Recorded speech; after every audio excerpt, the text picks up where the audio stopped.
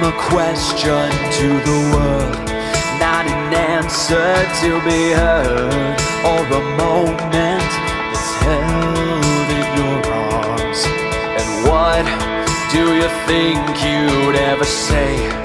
I won't listen anyway. You don't know me, and I'll never be what you want me to be.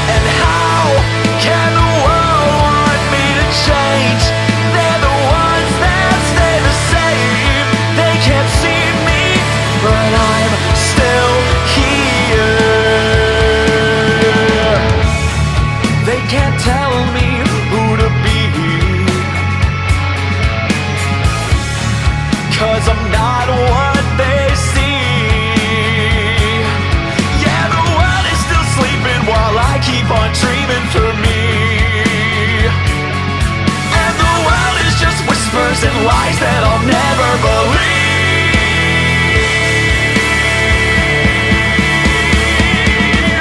And I want a moment to be real. Wanna touch things I don't feel. Wanna hold on and feel I belong. And how can they say I'll never change? They're the ones that stay the same. I'm the one, 'cause I'm still here. I'm the one, and I'm still here. I'm still here. I'm still here. I'm still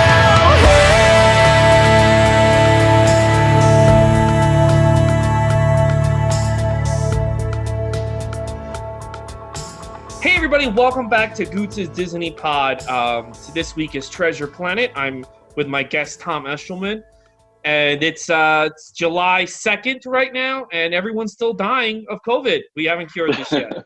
So Tom, how you doing? I'm not dying from COVID, so I feel good about that. But not. I don't know if there's anything else really to be feeling good about in the world. I mean, if you're not sick, then then it's a good day, I guess. But a lot of horrible stuff going down, right? Yeah, it's been a wild 2020. I started this podcast last September, and I figured it'd just be fun to kind of talk to comedians about Disney, make fun of Disney, and talk about their careers. And now I feel like I'm documenting the end of society while Right. also reviewing Disney films, which is kind of interesting. It's a weird juxtaposition. It's a weird. It's a weird journey that the podcast has gone on, because last September people still had hopes and dreams when you interviewed them, and now it's like, hopeful. Have you gone back on stage since the virus hit? I have not in the last few months. No. Okay. I think as Gotham Comedy Club mid-March, and that was my last my last stage time, and just been holding out, just trying to figure out what is going to be next. I know a lot of people, some people are getting on stage in the middle of the country, but as we all know, that's starting to shut down again too. Yeah, I kind of feel like there were some comedians and some headliners who I really respected that, they went out to Dallas and stuff and did clubs. Yeah. No social distancing, no masks. And I feel like all you're doing is long-term damage to the genre of stand-up, because you're not going to become the next Seinfeld by doing shows in Dallas and New Orleans, where the fuck you are. All you're doing is getting that community sick, and then we have to sit on our asses longer, Oh, come on, Ray. What happened to laughter is the best medicine? Well, yeah. It used to be. Now it's masks are the best medicine. All right. Yes. The masks. Now you're out in California, right? I escaped to California. New York got intense, and I have family out here, and I thought, as opposed to being holed up in my studio apartment in the Village by myself for potentially years on end, I would at least get near some family in case something went down. And I got a brother out here and his family that I've been close, staying nearby. And my mother's actually not very. If she gets it, she's gonna be in trouble. She has a lung disease, so just being near within a drive to her if we had to be, it was a strategic move. I thought, didn't know how long it was gonna be, but I've been out here. I still living out of a suitcase for a few months now. Yeah, I think even though the numbers are really, the numbers starting to go up by you. I think it's like crazy, right? Are you by LA, or are you by like? I'm actually in Santa Barbara, which is a little bubble compared to San Francisco and LA as far as cases and such. So no one wants to hear in New York that I'm sitting in Santa Barbara when I talk to New York friends, because the beach hasn't closed here, and it's a little more lax than LA, but it's still a serious thing. I actually spent the 4th of July 13 years ago in Santa Barbara. Oh, all right. Well, then you know all about it. I know all about it. Yeah, they had a wine and cheese bar. Me and my friend, were two New Yorkers, started to get into a big fight about Star Wars, and everybody just started staring at us because we were just screaming at each other about the Death Star. And I guess nobody does that over there. Huh? Nobody just starts yelling at each other. Yeah, it's frowned upon. Okay. We don't really do that there. We prefer everyone just have a good time. Flip flops, sunshine, be cool. Yeah, but the New York attitude, you definitely stand out when you come in with your New York takes on every little topic, especially Star Wars. If you're gonna blow up a beach bar with Star Wars. Yeah, wine. It was a wine and cheese bar. It was one of those right by the water. Oh, perfect for you. Yeah, so we're just yelling about that's one of the things in the first Star Wars. But I think you made the right choice, because I just heard this week that Caroline's isn't going to open till sometime 2021. Yeah, and I kind of feel like Gotham and all those other clubs are going to have to follow their lead. So I don't think New York is going to be viable for stand up for a while. So it feels like that. I'm trying to decide if I sublet my apartment and deal with all that type of business. And obviously I want to be in New York. That's where it's at. LA and that scene is not my first choice, but who knows? Maybe we'll all be moving to LA. But I know. Well, the numbers keep going up. None of us will be moving to LA because LA is getting out of control now. Yeah, it's it. Where can we go? Do they do that? Where is not Iceland? Maybe we can go to Iceland. Korea. Oh, they're Korea. Good. Yeah. And they do English. Somebody said they have English shows in Korea, so. So I guess there you go.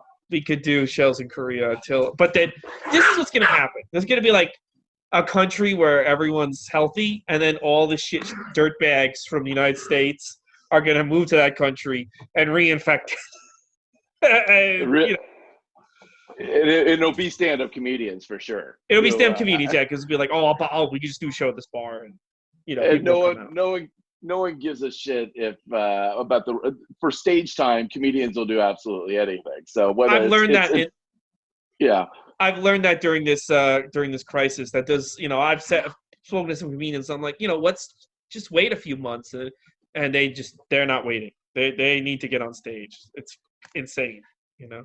Can't wait. I mean, you lose. I mean, I remember the days when a comedian would talk about how I haven't been on stage in a week, and they're losing their mind, and they're Mhm. like, they're losing all their skills, and yeah, probably. But now you got a few months to think about it. And God, hopefully not a year and a half or two.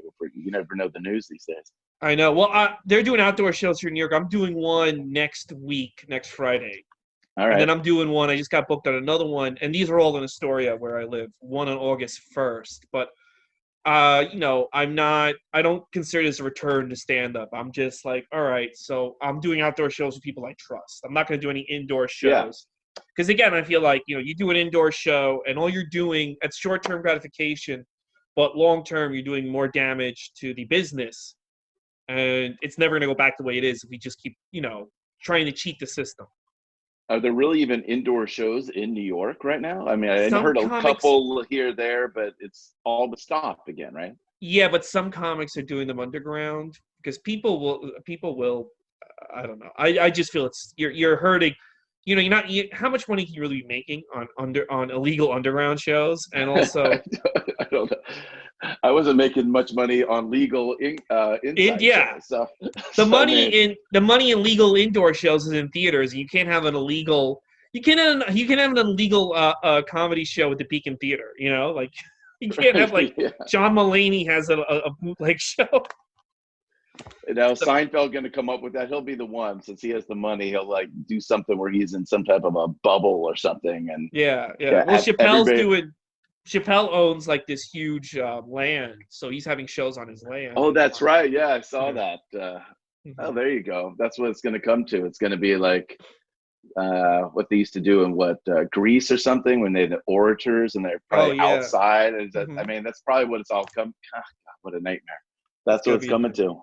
So let's get to Yeah. know you. Let's get to know the mystery behind the man of Tom Michelin.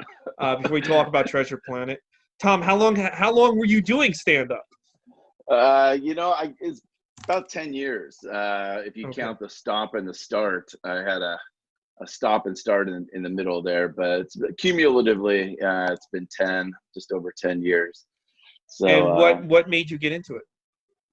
I had some people in my 20s who were there, just like, you should do stand up type of thing, and were encouraging. And I somehow ended up being the sidekick to all my buddies who were getting girls, and I wasn't.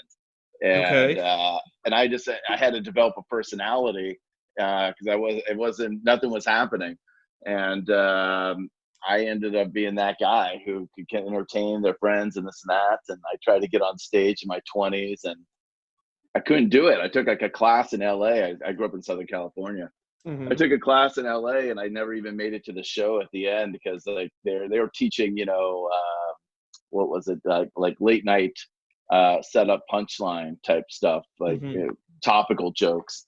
And I was just a jackass with my buddies who could make them laugh. So I just lived with a lot of fear, but wanting to do it all my 20s, and I never could get on stage. And it wasn't until 9/11 hit, of all things, that I finally got the courage, like, that horrible tragedy. And Hmm. is people are jumping out of buildings and stuff. The least I can do is get on stage and stop being such a wuss about it. And Yeah, yeah, yeah, yeah. that's when I started. I was living in Ohio, of all places. Started at the Improv in Cleveland.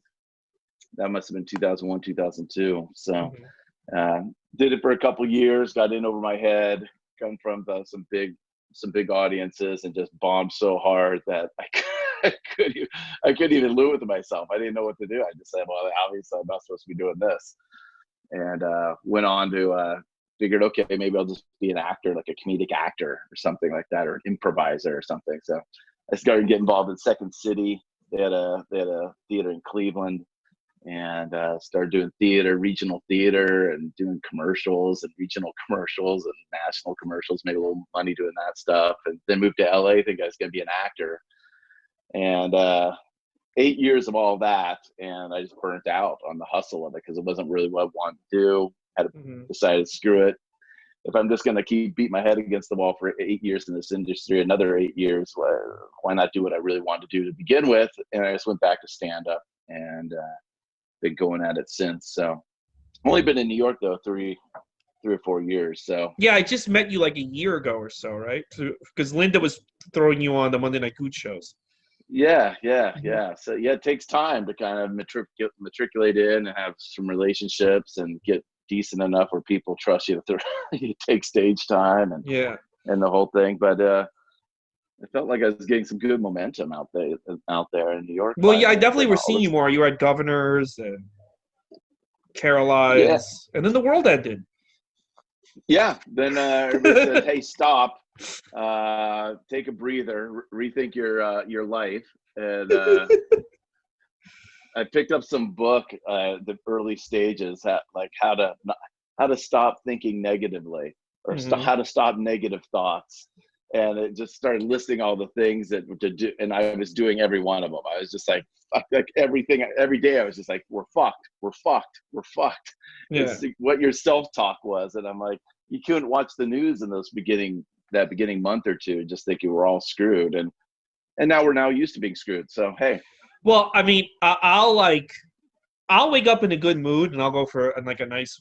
Now I go for walks just to stay in shape, and I'll get back from my walk and I'll check Twitter, and you're just like, everyone's gonna die. Like, like you just look at Twitter for like a few hours, you're like, everyone's gonna die.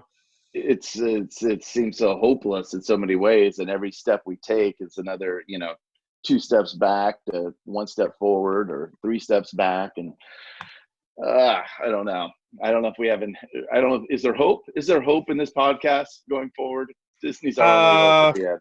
Well, yeah. Well, at least on Treasure Planet there is. But spoiler alert: how the movie ends. The movie doesn't end with COVID killing everyone. I don't know. It's just exactly right.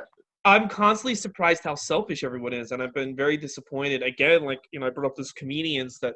This comedian who I really thought, I don't want to say his name because not that he's ever going to this. What? Right. Oh, I thought you said say the name. Okay, no. Oh, no. I said, yeah, no, I agree. Yeah. So let's just say his name, Seinfeld. Yeah, Seinfeld. I really thought this guy was like the future. And then I just see him at the moment they lift precautions. I see him in Dallas at the beginning of June, and he's running on stage, and it's like, why would you do that? And why would they book someone? Because New York just got better. Why would you fly someone? And then I looked, because when I saw the video, it was 2 weeks later, and the numbers in Dallas are going through the roof, and the hospitals were overrun, and I'm just like, didn't you consider that could have happened? Like, why? You couldn't sit in your house for another month? Like, I want to go on stage too, but like, if you put people in a room, what we do is now very dangerous, which is so weird to me because this was literally and you can't put people in a room and it's very disappointing just to see people kind of be like, I need my gratification over the future of the country, or It's a weird thing. I mean, do you take any, like, what's your take on the idea? Like, I'll talk to some people who are just like, well, we just all have to get it now. So let's just go for it. And the economy, we need I mean, on one hand, you kind of can go, okay, probably we need the economy to come back, but I don't know what the answer is. Like, slow play it? My thing is, if you try to just force the economy to come back, it's going to cause long term. Because let's just say we all just say, fuck it, who cares, right? Everything's back to normal. I mean, 100% back to normal. You're going to see a lot of people sick, a lot of people in the hospital. The hospital's going to get so overwhelmed that what happens is people are just going to start dying at their houses. It's going to cause way more people to die than necessary. Yeah. And then the economy is going to have to stop because there's going to be no choice. And it's going to be a constant start and stop. Whereas I think if we all just, and again, we kind of need the president and the government in on this, if we all just take a breather for a few months, and at this point, I think we're going to have to take a breather at least until March, which is not going to happen, which means this is going to go longer and longer. If we take a breather, and the government supports us with this breather, I think, by January, I think not January, in my mind, I think if we had done this in March, by September, we could go back to indoor shows and stuff. Yeah. But we didn't do that. We just were like, we're bored. Yeah. And we didn't come together as a nation and make this necessary sacrifice. So I feel like this is going to be a constant long-term thing until there's a vaccine. I was reading something, I think it was in the New Yorker, about how Mhm. Iceland was able to do it and not shut down their economy, but Mhm. get a total handle on it. But what they did was they took all of their detectives, and put them on tracing. Anytime Mhm. anybody got it, they were doing a deep dive. What were the last 50 people these people were around, and cameras and stores and everything. See, people are And never gonna. there, People would never we're do that here. never, You never do never that here. gonna, That's why you never. have to just do. The reason why other countries Like, are able to kind of beat this is other countries have this thing where the country comes first, where it's like Korea says everyone's gonna die unless we do this, and everyone just does it. You yeah, know, yeah. here in the United States, it's like, well, I don't give a fuck if that guy No. dies. I gotta fucking go get a cheeseburger. Like, you can't talk somebody out of it. It's like, Yeah, and the guy at the top is kind of saying, "Hey, everyone for themselves. Fuck it." yeah, everyone for and it's like I gotta live my life, and it's very much like I've got to do my thing, and that's why I don't feel like we're not gonna get out of this. And here's the long term effects. Like I'll give you an example. Place like Caroline's now expects, all right, we're gonna reopen beginning of 2021, right? That's what they think. Yeah, yeah, That's a huge space. It takes a lot of money to operate, takes a lot of money to run. yeah. If this keeps going and going and going and going, eventually that place has to be like, you know what? This is just taking too long. We're done.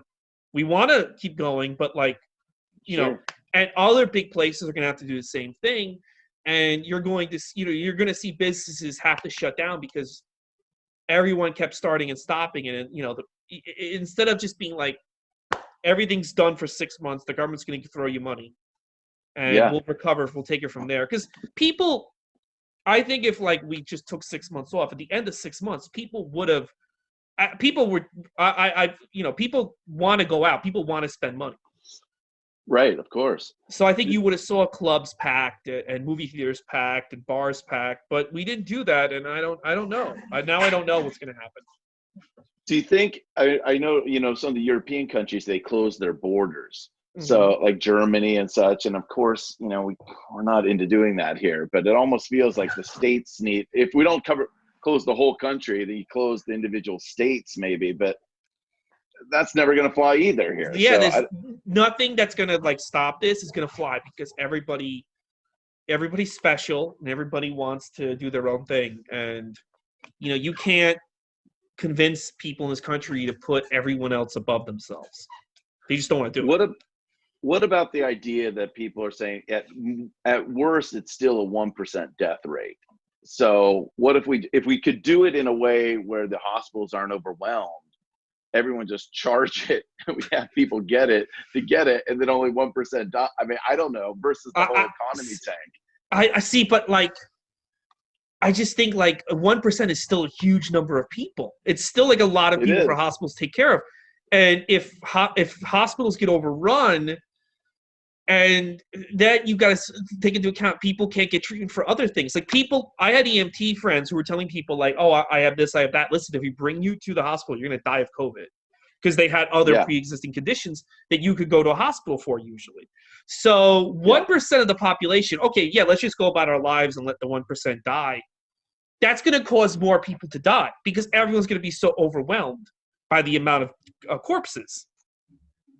Yeah. So then it's going God. to bring up more death, and then things are going to shut down. Then things are going to have to shut down, just to get a handle on gaining control, so it doesn't go to 2% or 3%. So I don't know.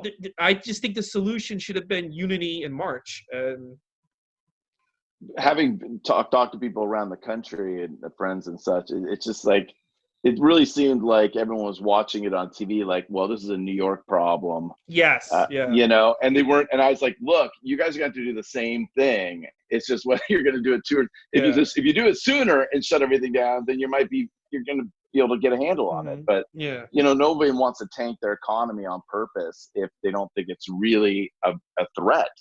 Well, It's not at their front door yet. I think if you had Trump say on TV it was a threat, people would have taken it seriously. But you had, the governor of New York Yes. constantly beat into Yeah. people's head that this is a real thing. That's why it's so weird to me sometimes to see people in New York not take it seriously. That's bizarre to me. But That other is. states, you have your governor telling you this is bullshit. You have Fox News telling you it's bullshit. You have the president telling you it's bullshit. That's why leaders count. Like I've learned through this that leaders count. Like, what a leader says, people take to heart, and people apply it to their lives. Yeah. And you could shit on people like Reagan and Bush, but they didn't go on TV and say dumb, goofy shit. I'll gladly take any of the old school Republicans. At this point, of course. I mean, just anybody who's for the people a little bit, or just has their brain a little bit on straight. Yeah, and then I realized it's what the president says is like, I'm at the point now where I think if the president went on TV, just started having sex with a 9-year-old, said, by the way, I'm legalizing having sex with kids. It's totally cool. I think people would defend it. I think people would be like, well, why not?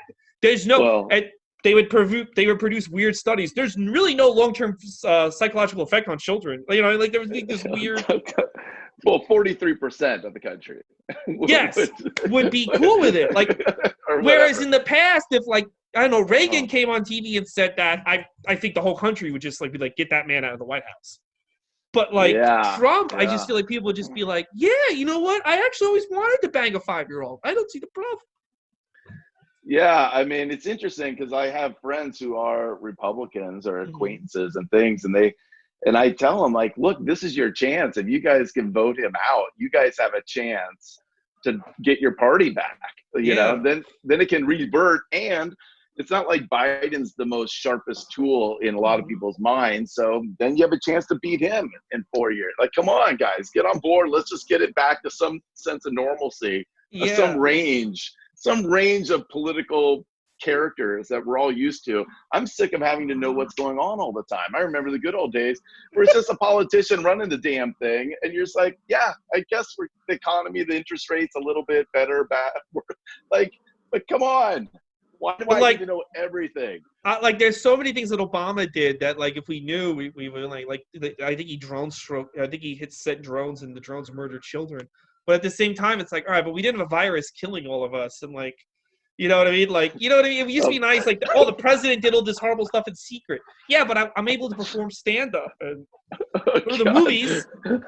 Well, just don't say that take into a podcast that lives forever. That you'd rather have us bombing other countries than us losing our stand-up comedy. I mean, you get my point. It's like Barack Obama would have taken this seriously. I mean, I don't know. I always heard things like he sent drones at their children. That's the big thing Republicans use. And I'm like, well, who were the kids? Were they? I'm joking. What were these kids up to? Were they playing Fortnite? They might deserve it. Well, you got me on that. But you have a point on Fortnite watchers. This turned to a dark Disney podcast. Hey, tell me about your childhood. This is about Disney. Yeah, this is about my Disney. childhood. Yeah. Tell me, what was your childhood? You grew up in California? I did. Just born in Ohio. Grew up in just east of Pasadena, about 20 minutes east, in a town called Claremont, which good little town to raise kids. My parents Midwesterners, and oldest of 5, and don't really have a dark childhood story. I mean, that's a lot of comedians. They come from some pretty rough stuff, but is pretty healthy and normal. Played a lot of sports, that type of thing. But grew up playing sports, watching some cartoons. I know you. Yeah, what cartoon? Were you into cartoons, Disney movies as a kid? It was. I was trying to think. What I remember seeing 101 Dalmatians, I think, in the theater. I don't know when that came out. You probably know that. It came out in the 60s, but back in the day, you were a kid in the 70s, right? Yeah. Okay. So back in the day, they would re-release movies in theaters every 7 years before VHS. So I saw Cinderella in the theaters as a kid and Snow White. But that's how they would make money on these movies. They just put them out every 7 years, and people would have new kids, and these new kids would go, and Yeah. So, I was trying to think. I was definitely into Disneyland because we were driving distance from there. So going there as a kid a lot. And that was more into Disneyland than probably the films. But you knew what the films were, or the books and the Cinderellas and the Snow Whites and all that stuff. But trying to think of Disney films other than that I really would watch, and it's just all the other normal cartoons. Like oh yeah, what Bunny, what were some other cartoons? Can we talk about other cartoons too? yeah, Bugs Bunny for sure. Oh yeah. I feel like a lot of mean, comedians just preferred the Bugs Bunny classic. over Disney. Yeah, I don't know. Yeah. It's just so accessible. It's on your TV all the time. And Mhm. back then, you didn't have DVD or things to watch. You probably would watch it. I mean, my little niece and nephew that I'm hanging out with here in California, they know what Disney Plus is, and they watch all those things. So it's just a lot more accessible. But yeah, Star Wars was the big thing I think I got into. Yeah, me too. That was the first movie. I actually was old enough to see it in the theater. Mm-hmm. I remember my parents dragging us like it was the last weekend ever showing. And, back then, if you didn't see it in the theater, you never saw it for your life. Yeah. It's done. It's done.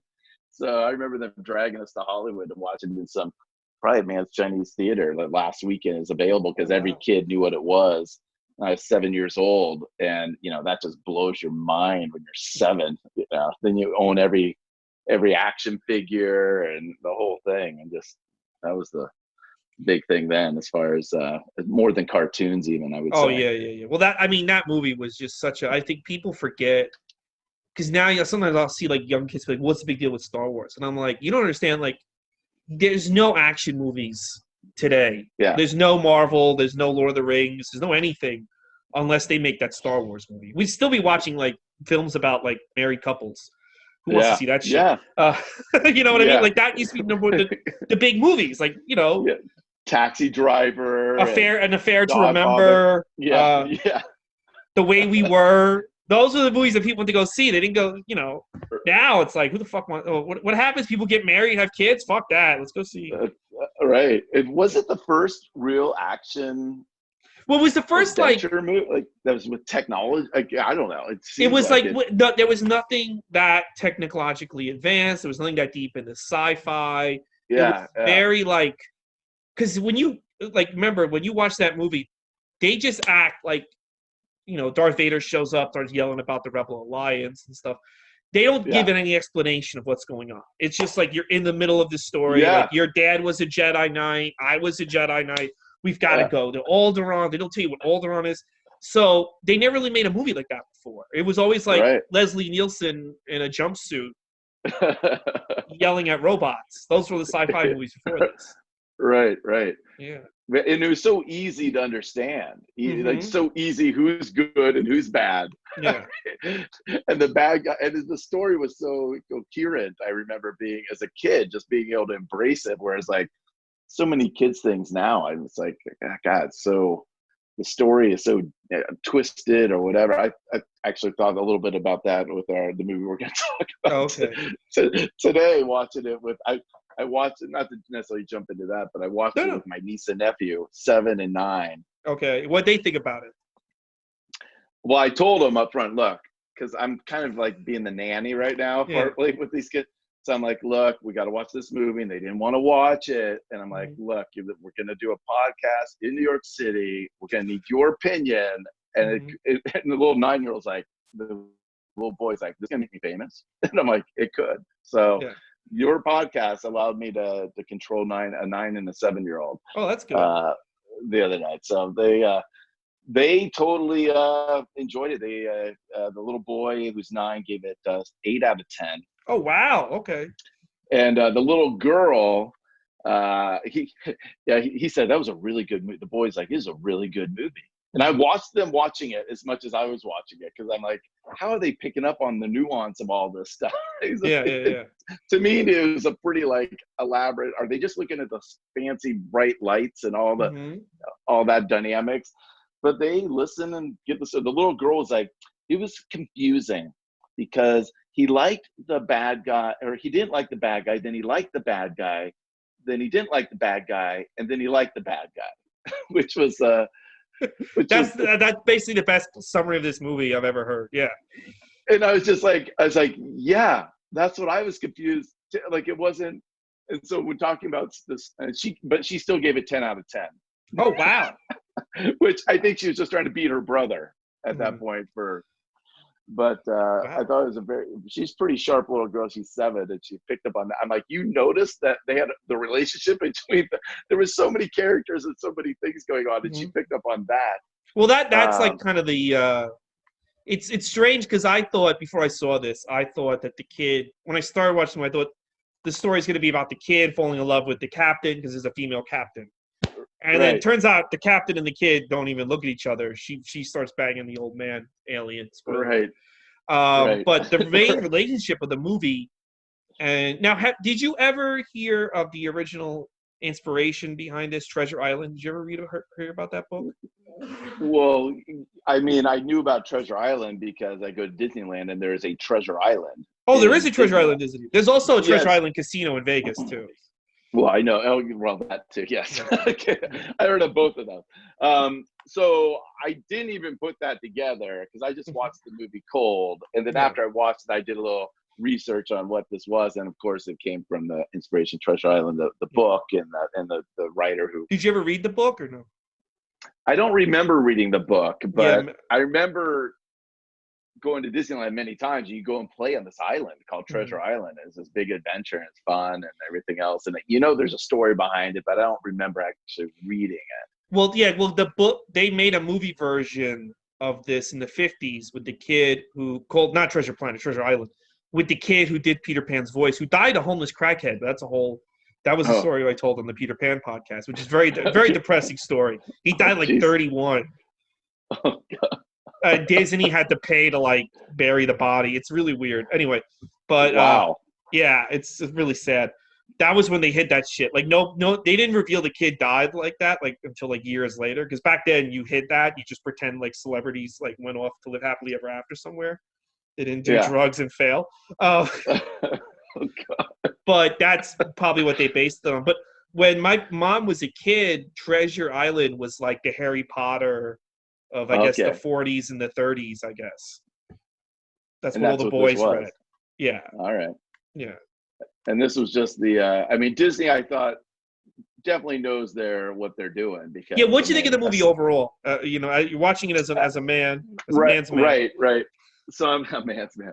Well, I don't watch a lot of kids stuff. So I mean, to be honest, I'm getting into it. I'm just wondering, when is Eddie Murphy and a donkey going to show up?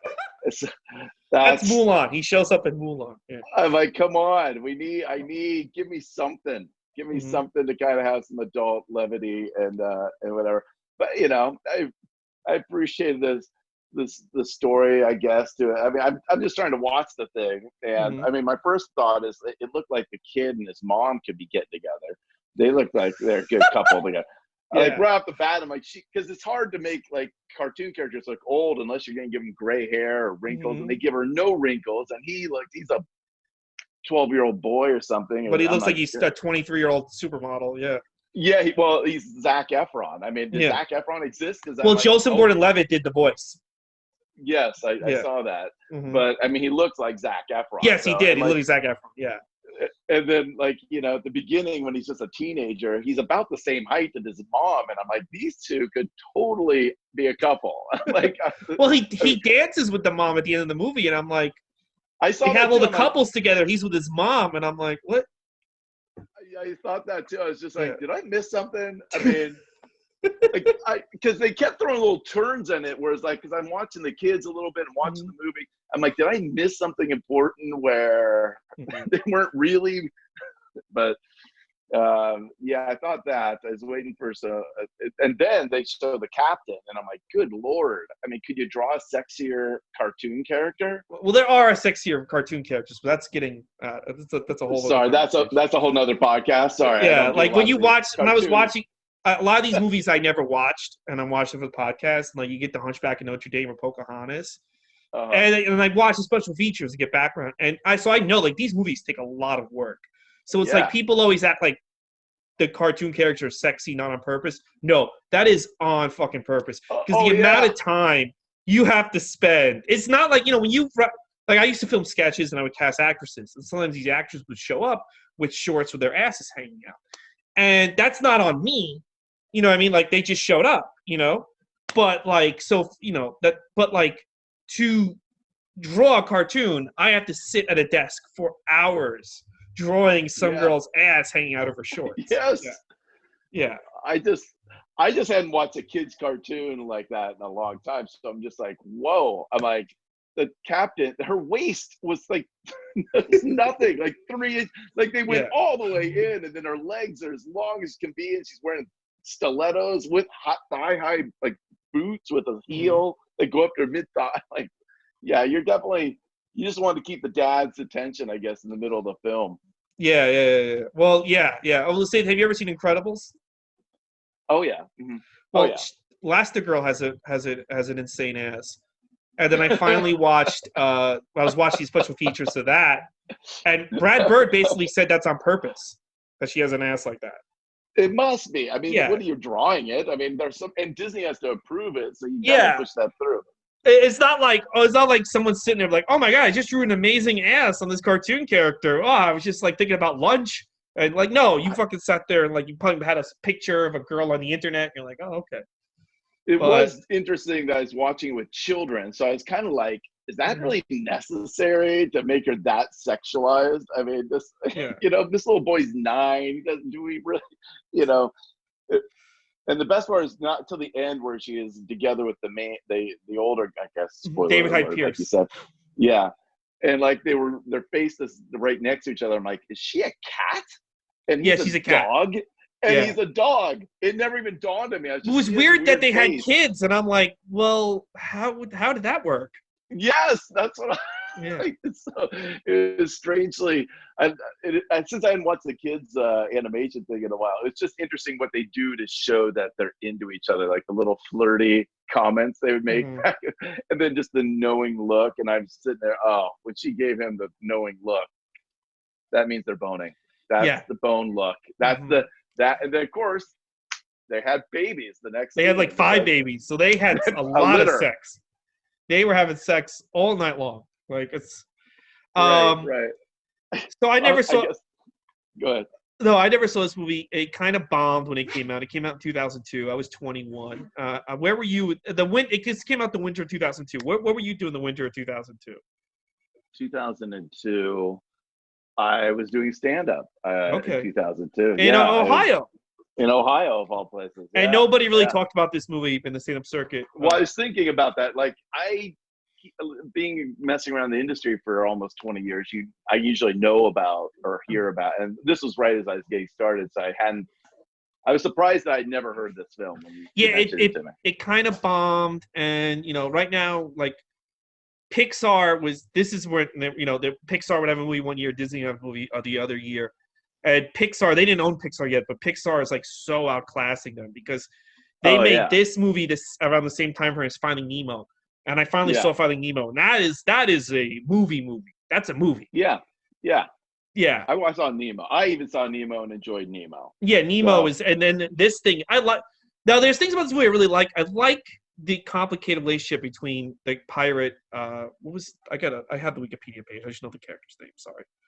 What the fuck was the pirate's name? And this is a famous pirate name too. John Silver, Long John Silver. Okay. Yeah, John Silver. Yeah. Yeah, and Jim Hawkins. I like that relationship a lot because it wasn't like a father-son. But it was also kind of like you know what it feels? It feels more like a shitty older comic, younger comic.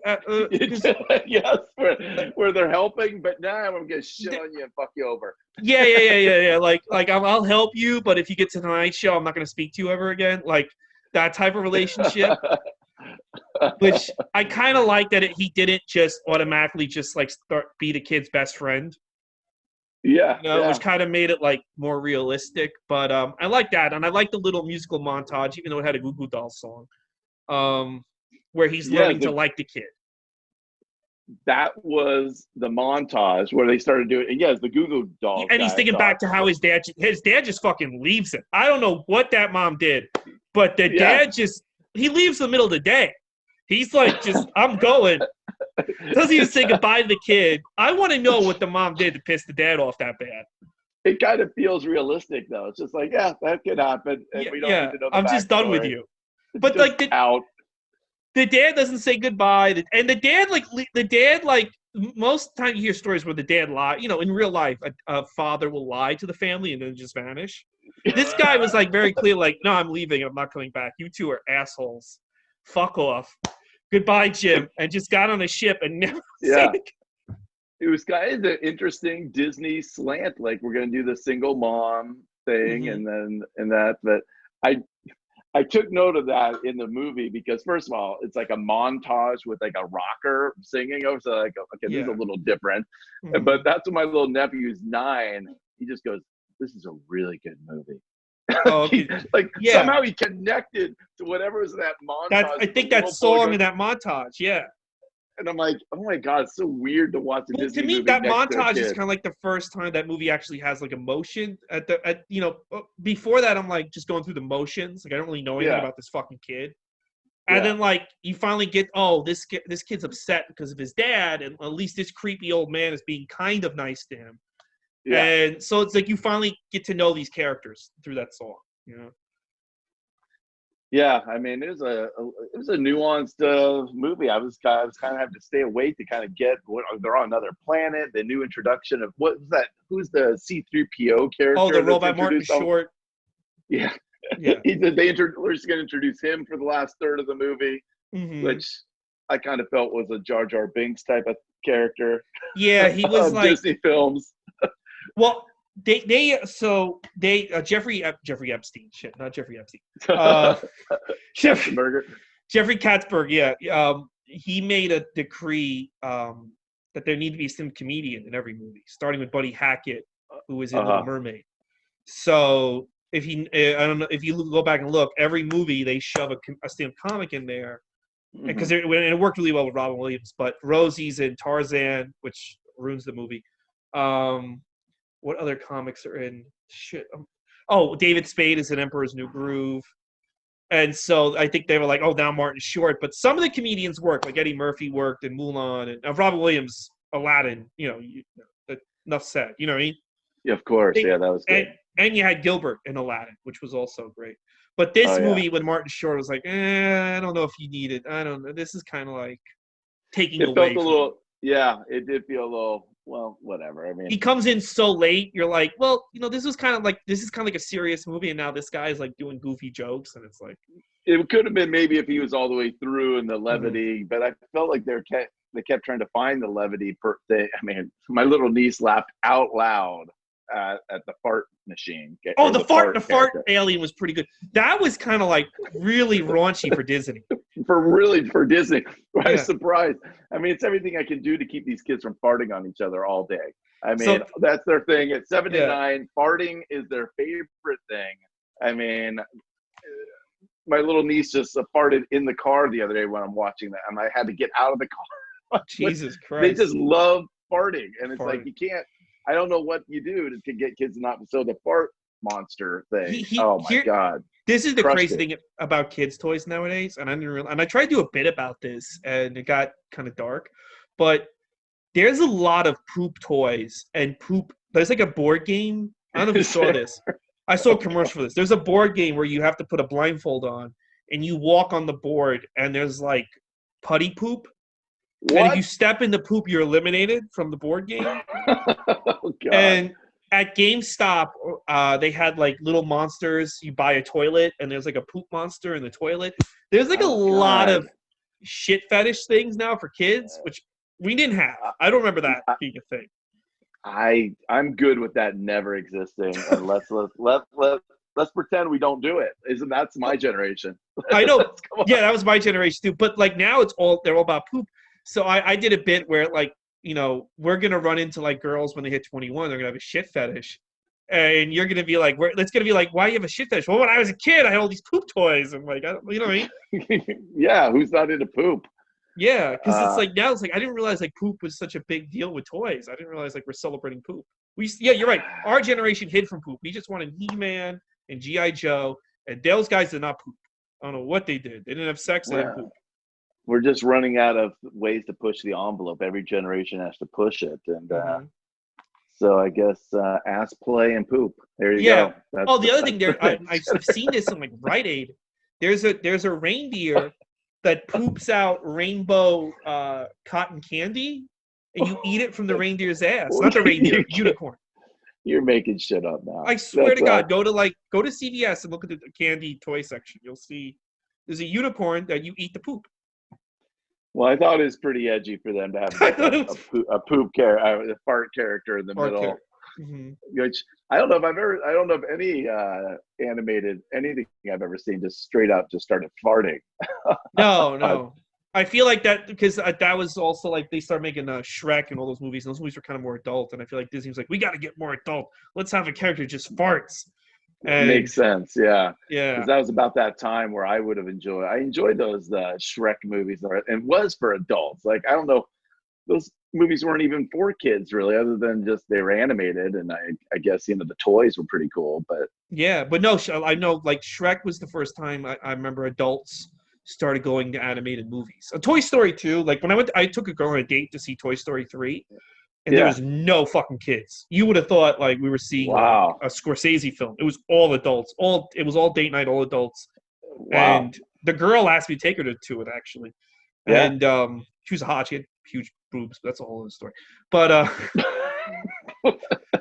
nothing happened. No, she's married now, so whatever. Well, that's how it goes. That's how it goes. You go to a Toy Story for a date. I mean, yeah. Well, it was her pick. But I wanted to see it too. But now like Shrek was kind of like where adults started going to these movies and started taking them seriously as movies. Uh-huh. But so I feel like when they were making Treasure Planet, they're like, all right, we need to like get more adult, and I don't know if it worked. I think they were also kind of because they followed it because the book is same thing. They get on a ship. Long John Silver's undercover. He takes over the ship. They get to the island, and there's a guy on the island that's been there forever, but he's not a robot. He's a real dude. Yeah. But in the book, they get the treasure. They get back to the mainland, and Long John Silver betrays the kid and just leaves him and goes off with most of the treasure. And the kid just is poor at the end. Right. But he's like, you know what, even though Long John Silver's a dick, I did kind of like him, but he just vanishes. So this movie, they kind of had a happier ending. But I kind of feel like they should have went away from the book a little bit more because I kind of feel like once they got to the planet and they're dealing with the robot, it kind of like falls apart, the movie. It got a little weird, and like it got a little confusing to me just as an adult. Like I'm like, okay, I've seen animated stuff in the last 20 years, and it's just easy to follow, and the rest of it, I'm like, wow, for a kid, this is like, But, like I was kind of like the planet, like with the treasure, and they have to find. I don't even know how really. I've seen this movie twice now. I don't know how the kid really figured out how to get to the treasure. I know like he just sees something on the ground and he presses it. But but I'm like, I don't know. I kind of feel like the last act needed some reworking, and then they killed the villain so fast. The real villain, the praying mantis guy. Yeah. I mean, it's hard for me to criticize when I know how much work this goes into this. But I did kind of feel like, oh, this isn't Pixar. This isn't this is kind of like the best. But then you look at a $140 million budget to make this thing. Yeah, I know. Yeah, and it was a bomb. Holy shit! It was a huge bomb. I don't know anyone who saw this movie. Yeah. That's why, like, I not that I struggle, but like, I kind of had comedians in mind for every movie, and then I got to this one, and I'm like, well, who am I going to get for this one? And I'm like, you know what? Tom Eshelman might be good because maybe he read Treasure Island. I don't know. And he'll probably be fun to the shit on the movie with, but. Hey, it was interesting. It was fun to watch it with the kids involved too, and seeing what they picked up on. And oh my God, I mean, Disney nailed it. If for no other reason, for ships and space. Yeah. I mean, for a 9-year-old boy, he's just all in. He's watching his iPad, couldn't control him. He's all in on that right there. Oh wow.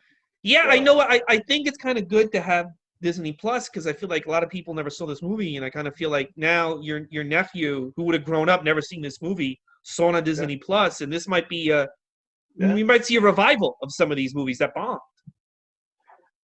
There was a quote in the movie I actually jotted down. I think it was the Long John Silver guy when he's asking him what happened to his body because his body's all contorted, and I think he said you give up a few things chasing a dream. Oh, that's good for Stan though. And I was like, well, I completely connect with that. If nothing Yeah. else, the hot captain chick, cat girl, and and the and that quote there. I was like, there's a good use of my time just to hear that again from somebody Yeah, else. that is a quote that you can apply to what we're doing. 'Cause Right? You give up a few things.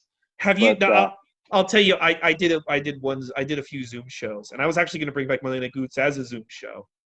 And I said, and I did it, and I fucking hated it. And I was like, you know what? I didn't, because I was the manager at Caroline's for like 12 years before I went into running the show with Linda.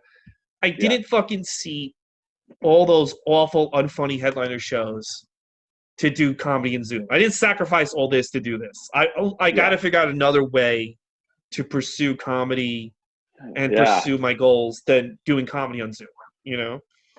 Yeah. How do you feel about Zoom shows? I've been asked to do several, and I just can't get myself to do it. Maybe I'm just old school. I feel like I could have done a lot better in the day and age of maybe the 90s as a comedian, where you just go out, write some material, be good, somebody discovers you. But now with all the social Twitter media and the Zoom, and are you podcasting, and like, and God, you're a natural at it. I mean, I'd like to find. I just want to do stand up, but like, you don't get to choose sometimes in your era what you got to find other ways to get your voice out there. So I appreciate that people are trying, but I don't think it's stand up. It's something else. It's just FaceTiming with a bunch of strangers. So I really felt like I was ranting in my room to myself when I did it, because like you have to do your act. Like you can't and like it didn't feel it didn't get the joy I felt from on stage when you're killing on stage, and being in a room. It's just like, you know what, I could probably like take a second nap during the day rather than do this. But you're right, there's so much extra stuff now with comedy where you have to have Twitter, and I've been trying to get more Twitter people, and it's just so hard. Everyone on Twitter just wants to yell at you. It's you got to protect yourself in your sanity. So I posted something.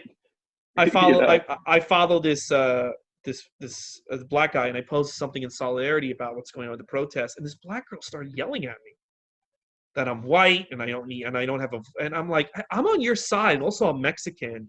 And I said, can you just relax? And then she sent me like 9 tweets about how dare you tell me to relax with all the racial injustice. And I'm just like, I just wanted to say that I agree with you. Right. Yeah, it's a good time, I've learned, as a straight white male to kind of I'm gonna support my friends who have diversity and a rightful claim to make the world a better place. But it's hard to have a voice about it or even support, because you're right, like you can end up in these scenarios where you sound like you're not being supportive so easily, because I don't know all the nuance to all the different arguments maybe.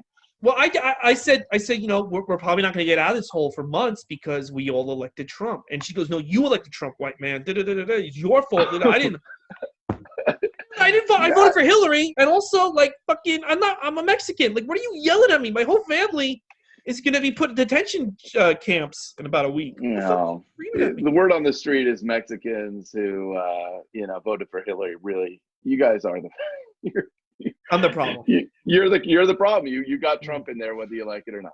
It was just like, and it was like, why everyone's so aggressive on Twitter. Here's the one thing though I did learn during this quarantine: if you like a girl and you're a male comedian, do not send her any fucking message. Just be like, call me. Oh, the Chris D'Elia, Oh right. Oh that. Oh God. Yeah. Well, or just don't text people underage. Don't text people underage, but also like or like girls underage. That's true. But also just I would not text any interest. Like put it in writing that you're interested in anybody at this point. Like just be like, hey, call me. That's going to come back to kill all of us at some point. Any texting conversations, I suppose, with people that have gone down a different road. But yeah, I'm definitely not going to. I'm not going to get in bed with supporting that situation. You're not going to suck me into the D'Elia conversation, but just stay away from underage. I think that's a good message.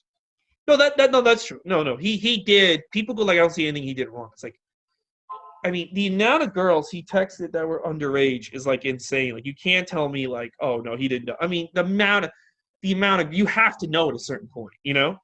Yeah, that's not going to be good. I get it. I'm glad that's not my interest. No, I know. But there's still comedians who defend him, and I'm like, you know, that's the sad part is he's like literally like I don't. Sometimes I feel like there could be a video of him like he's gonna get booked at clubs again, even though he did all that. Like that's a whole other thing. Yeah, I don't know.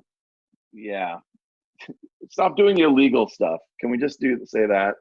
Like, yeah, I guess. Yeah, stop that. And also Jeff Ross. Jeff Ross now is also. I don't know if you saw that. Oh no, I didn't know. Oh, yeah. There's some other people, but I don't want to say their names but there's some other. Apparently everyone raped everyone but me and you. We're the only two not having sex. I don't know if you have. I don't. Good God. God. Well, I'm sure not going to admit it at this point. We're the only I've two. made sex ever.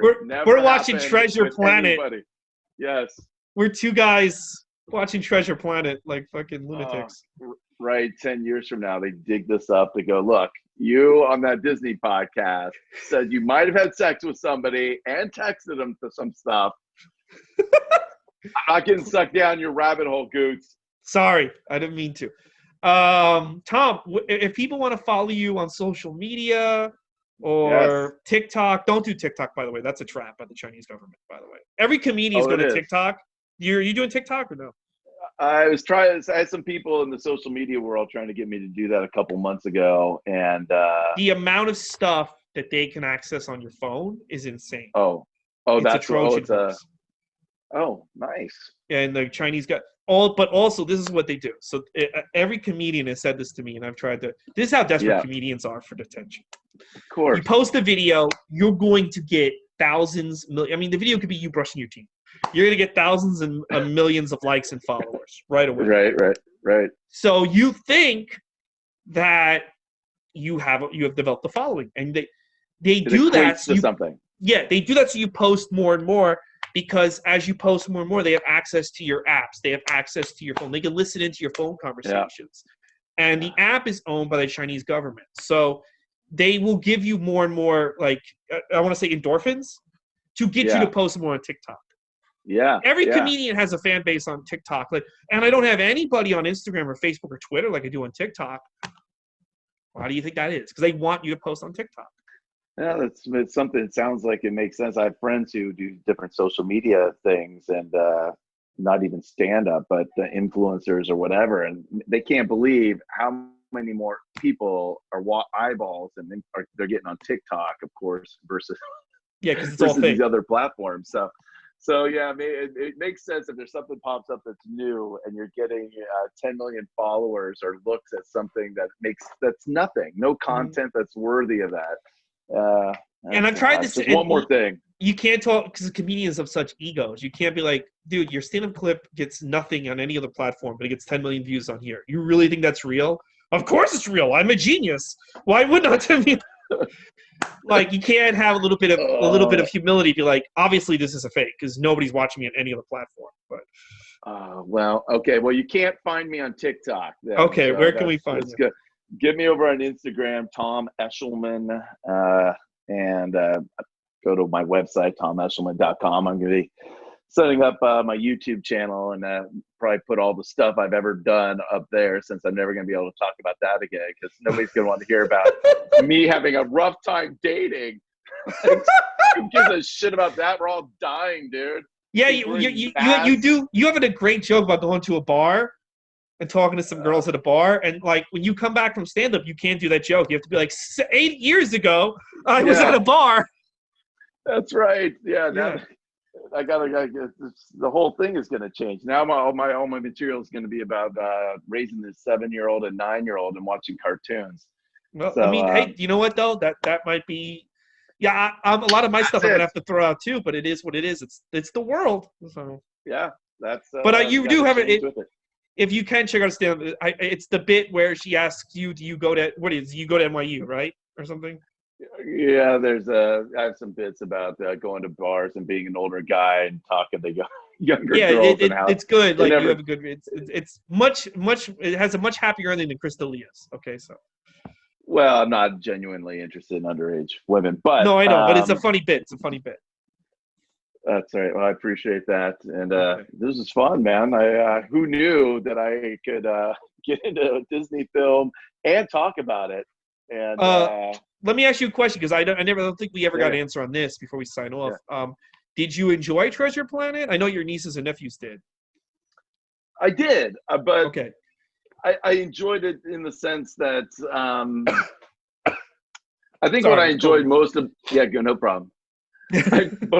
Yeah, anytime someone sneezes or cough, COVID, Yeah, COVID. Sorry about it. I enjoyed mostly them watching it with me and seeing what they were getting out of it, and I was trying to follow it. But compared to other films that are kid films, it's so hard because the ones I gravitate to are toward those Pixar movies Yeah. and like the Toy Stories and the Shreks and those are just God. They're Have you so seen watchable WALL-E? and great. Oh yeah. WALL-E is a great film, like just a great film. Period. You know? Yeah, I remember seeing that in the theater. Yeah, those I'm gonna be doing episodes about those after I get through all the Disney animation. I'm doing Pixar and it's do that. Yeah, because that's Disney too. So I'm watching those for the first time. And some of them are just like WALL-E and Up are like just incredible films.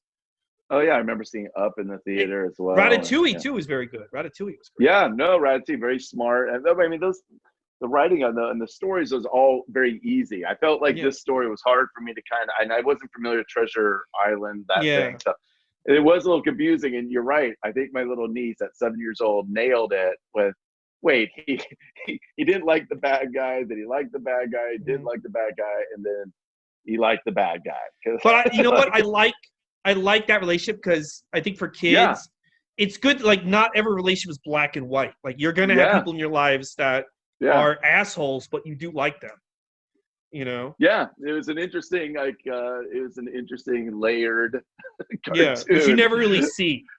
Right, and I guess my mindset was not prepared for that because I kept thinking I was missing something. I'm like, wait, do they say I kind of kept thinking like he's just gonna turn on the pirate because most movies like bad guy bad, you know? Yeah, that's what I mean. Yeah.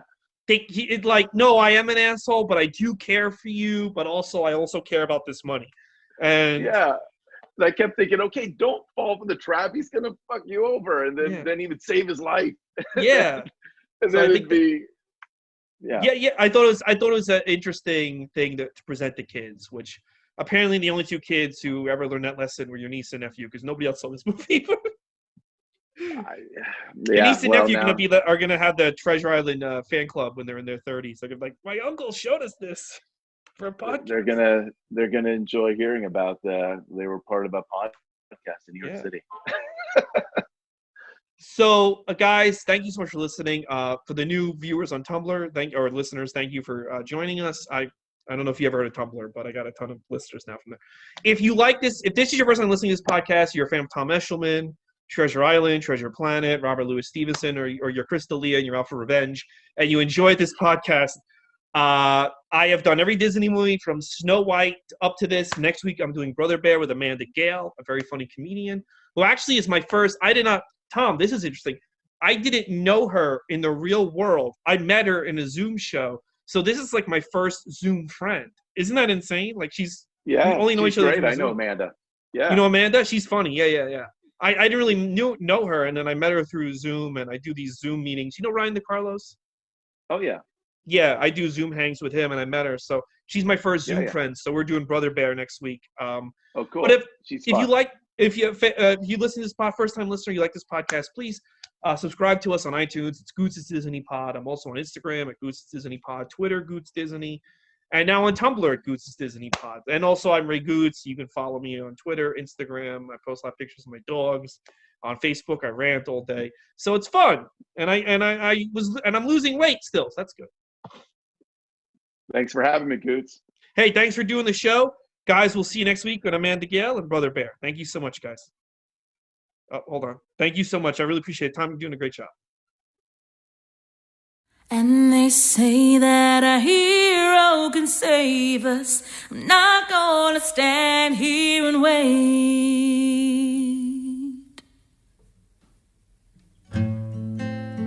I am so high, I can hear heaven.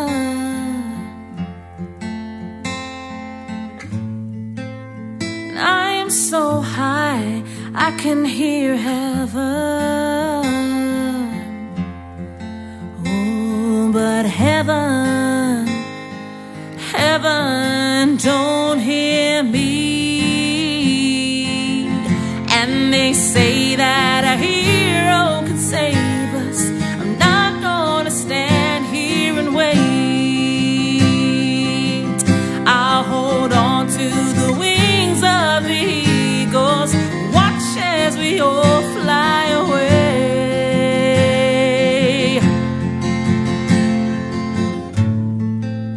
Someone told me love would all save us,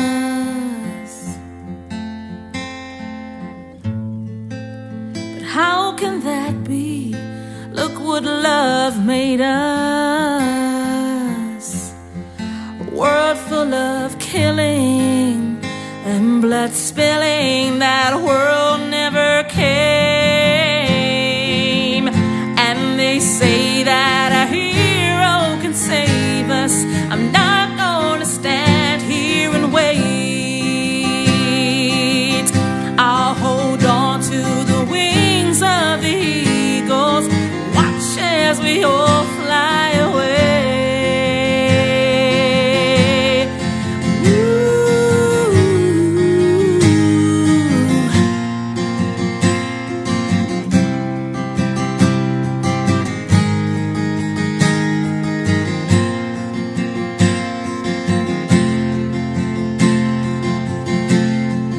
Now that the world isn't ending, it's love that I'm sending to you. It isn't the love of a hero, and that's why I fear it won't do. And they say that a hero can save us. I'm not gonna stand here and wait. I'll hold on to the wings of the eagles, watch as they all fly away. And they say that a hero will save us. I'm not gonna stand here and just wait. I'll hold on to the wings of the eagles, watch as we all fly away. And they're watching us, they're watching us as we all fly away. Hey everybody, welcome to Goots' Disney Pod. I'm your host, Ray Goots, another edition of the show.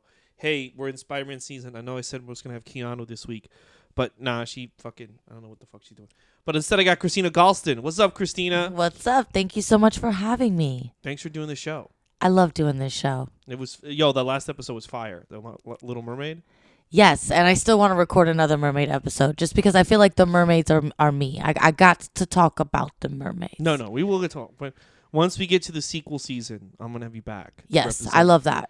To represent the Littlest Mermaid. Yes. And also the remake when next year comes out. Absolutely. It's going to be bad. Badass. You think it's going to be good? In an awesomely bad way, which is, Probably. as you know, my favorite way to watch a movie. I hear you. Oh, shit. I thought that was that guy backing up again. Okay. Oh, shit. Fuck. He's back. Hey, I got into 5 car accidents. So Christine, the last time you were on was March of 2020. Yes. What have you been up to since then? Since then, the pandemic happened, as you know, and Still happening. still happening. We're still in it. And since the pandemic, I tore my ACL, my MCL, and my meniscus all at one time on a trampoline accident. Turns out you can't be 35 on a trampoline. That's actually not on the warning label, but should be. Mm-hmm. And since then, I was just like trying to walk again and shit. And, I went to Puerto Rico for a little bit to try to get knee surgery since I got covered out there. That didn't happen. And now I'm back.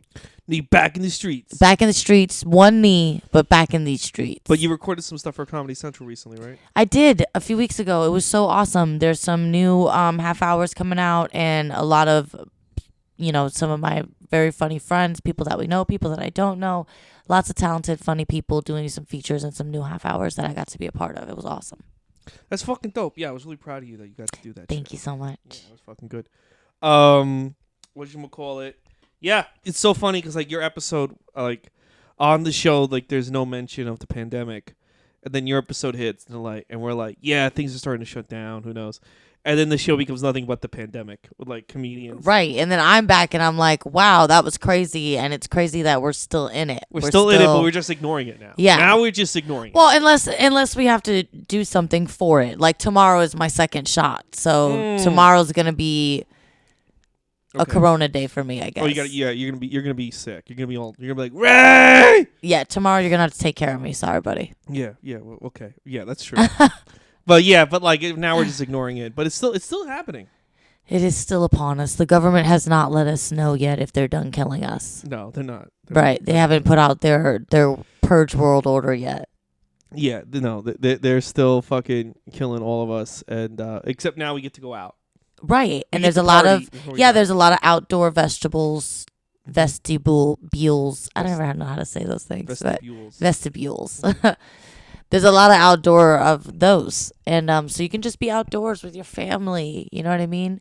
Enjoying a meal right next to somewhere where I probably will be popping a squat or lighting up a blunt. You know, a lot more blunt. I feel like a lot more people smoke weed now.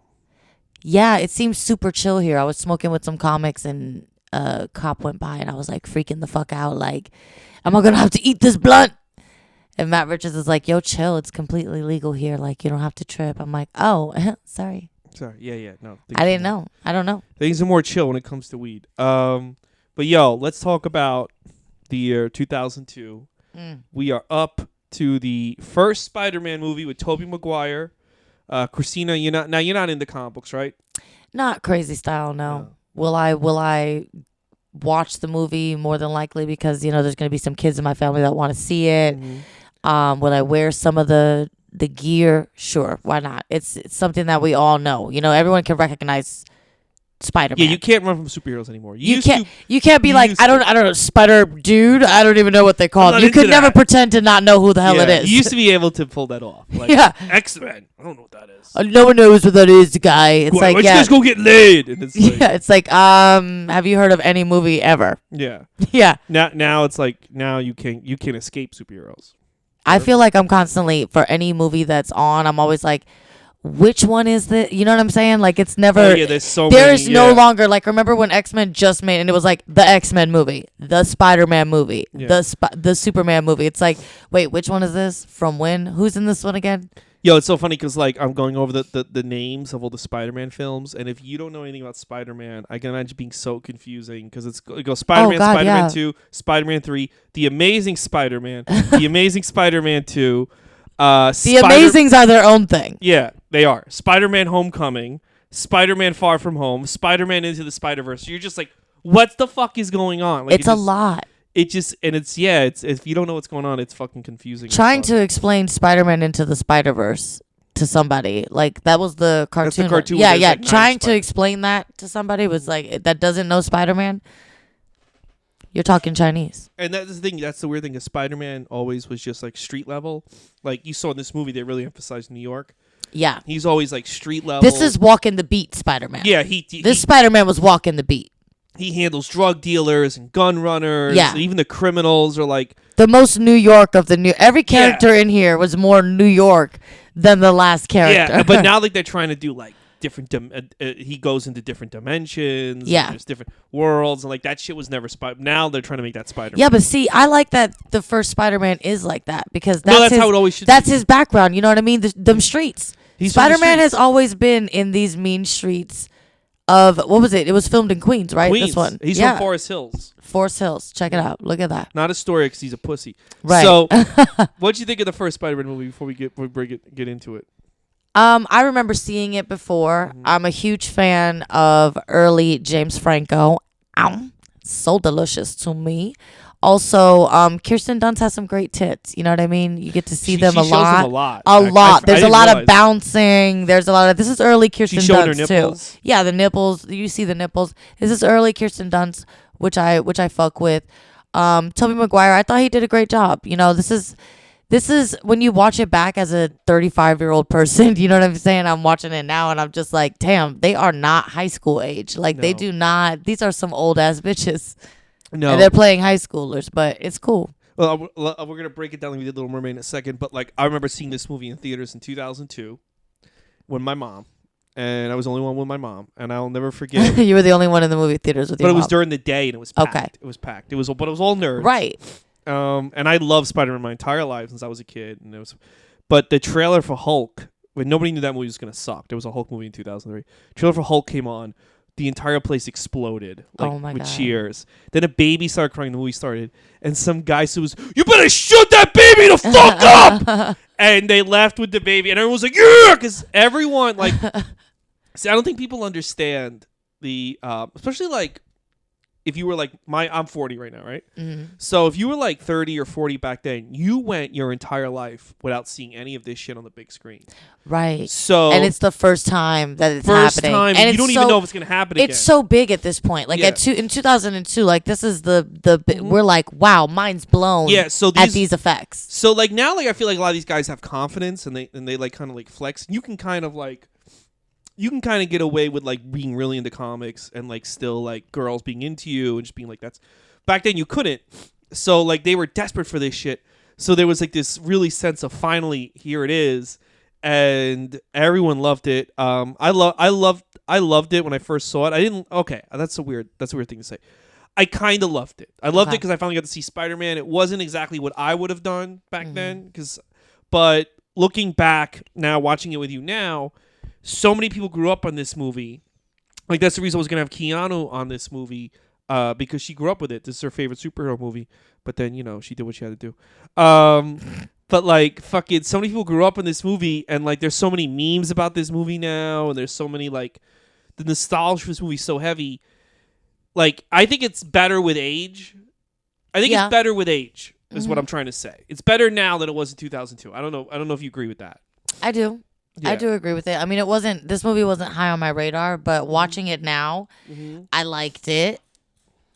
It did what it needed to do as far as the first Spider-Man film. Like it was not bad.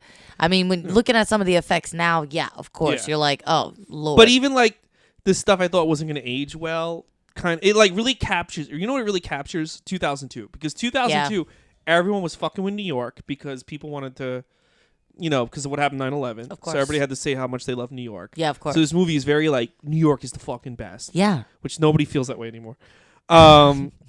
And it just really, it was even like the end credit music, like it's peak 2002. Yeah. That's my thing with this film.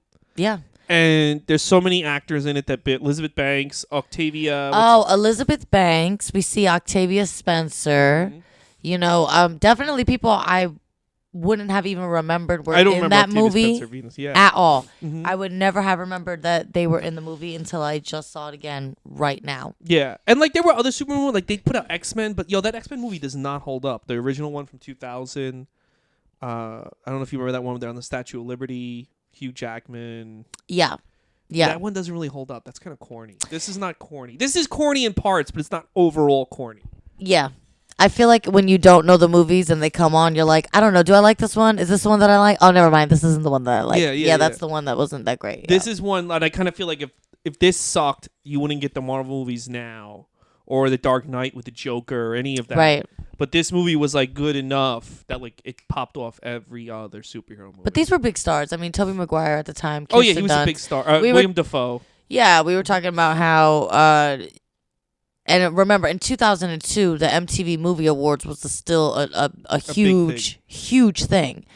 And so, yeah, this movie was big at that award ceremony as well. Like, this movie was everywhere. But the movie still has some problems. We're going to break it down because there is some weird shit. There is some weird shit. Yo, I remember an article in like the newspaper. This is back when we used to have newspapers in the house. Where it was like, there's these two movies, Spider-Man and Attack of the Clones. And Attack of the Clones, the love story is not realistic, but it's so refreshing. The Spider-Man story, just two normal, healthy young people falling in love. The dialogue's beautiful. What a great love story. I'm like, yo, this is the most toxic, weirdest relationship. Yeah, it really is. It really is, and we're gonna get into it. But the movie starts. Peter Parker's a nerd. Yep. He's goes to high school with a bunch of old white people in Queens. Yeah, and he's the kind of nerd that not just kids pick on him, like adults fuck with him too. Like no one is has any empathy for him. But at one point he walks by like this busted ass nerd girl on the bus. She's like, "Don't even think about it." It's like, yo, you'd be lucky. She was Tobey Maguire. She was a very aggressive, like can't sit here. You know what I mean? Like very from the gut. You know what's funny is that I feel like she was sitting in like the short seat in the front of the bus too. Like nobody can even fit there, bitch. Yeah. Nobody was trying to sit with you. Relax. Yeah. And you 38-year-old fucking extra. Like you're fully 43 with two ponytails. I wasn't gonna sit here. Yeah, and fucking so they're on the bus with all these old ass people. They're picking on him. Apparently, everyone in the school hates Peter, which I never really kind of got why they all just hate Peter. Like, he had to have done something. Everyone hates Peter except for MJ, except for Mary Jane. Franco. And James Franco, which is like crazy. Like, and it's weird because it's like, well, what is him and James Franco has been friends for like ever, right? Yeah. Right. Okay. So then there it is. But then Norman Osborn didn't. His dad. So they cut to they're going to the science fair, the science hall, or some science bullshit. And yeah, they're like on a tour. They're on a tour. Harry gets driven in his limo by his dad, Norman. Norman comes out of limo with Harry, and he finally meets Peter. And this scene is pretty famous because Norman Osborn goes, "I'm something of a scientist myself," and they were using that as a meme. That screenshot when people were like, "I'm going to do my own research for COVID."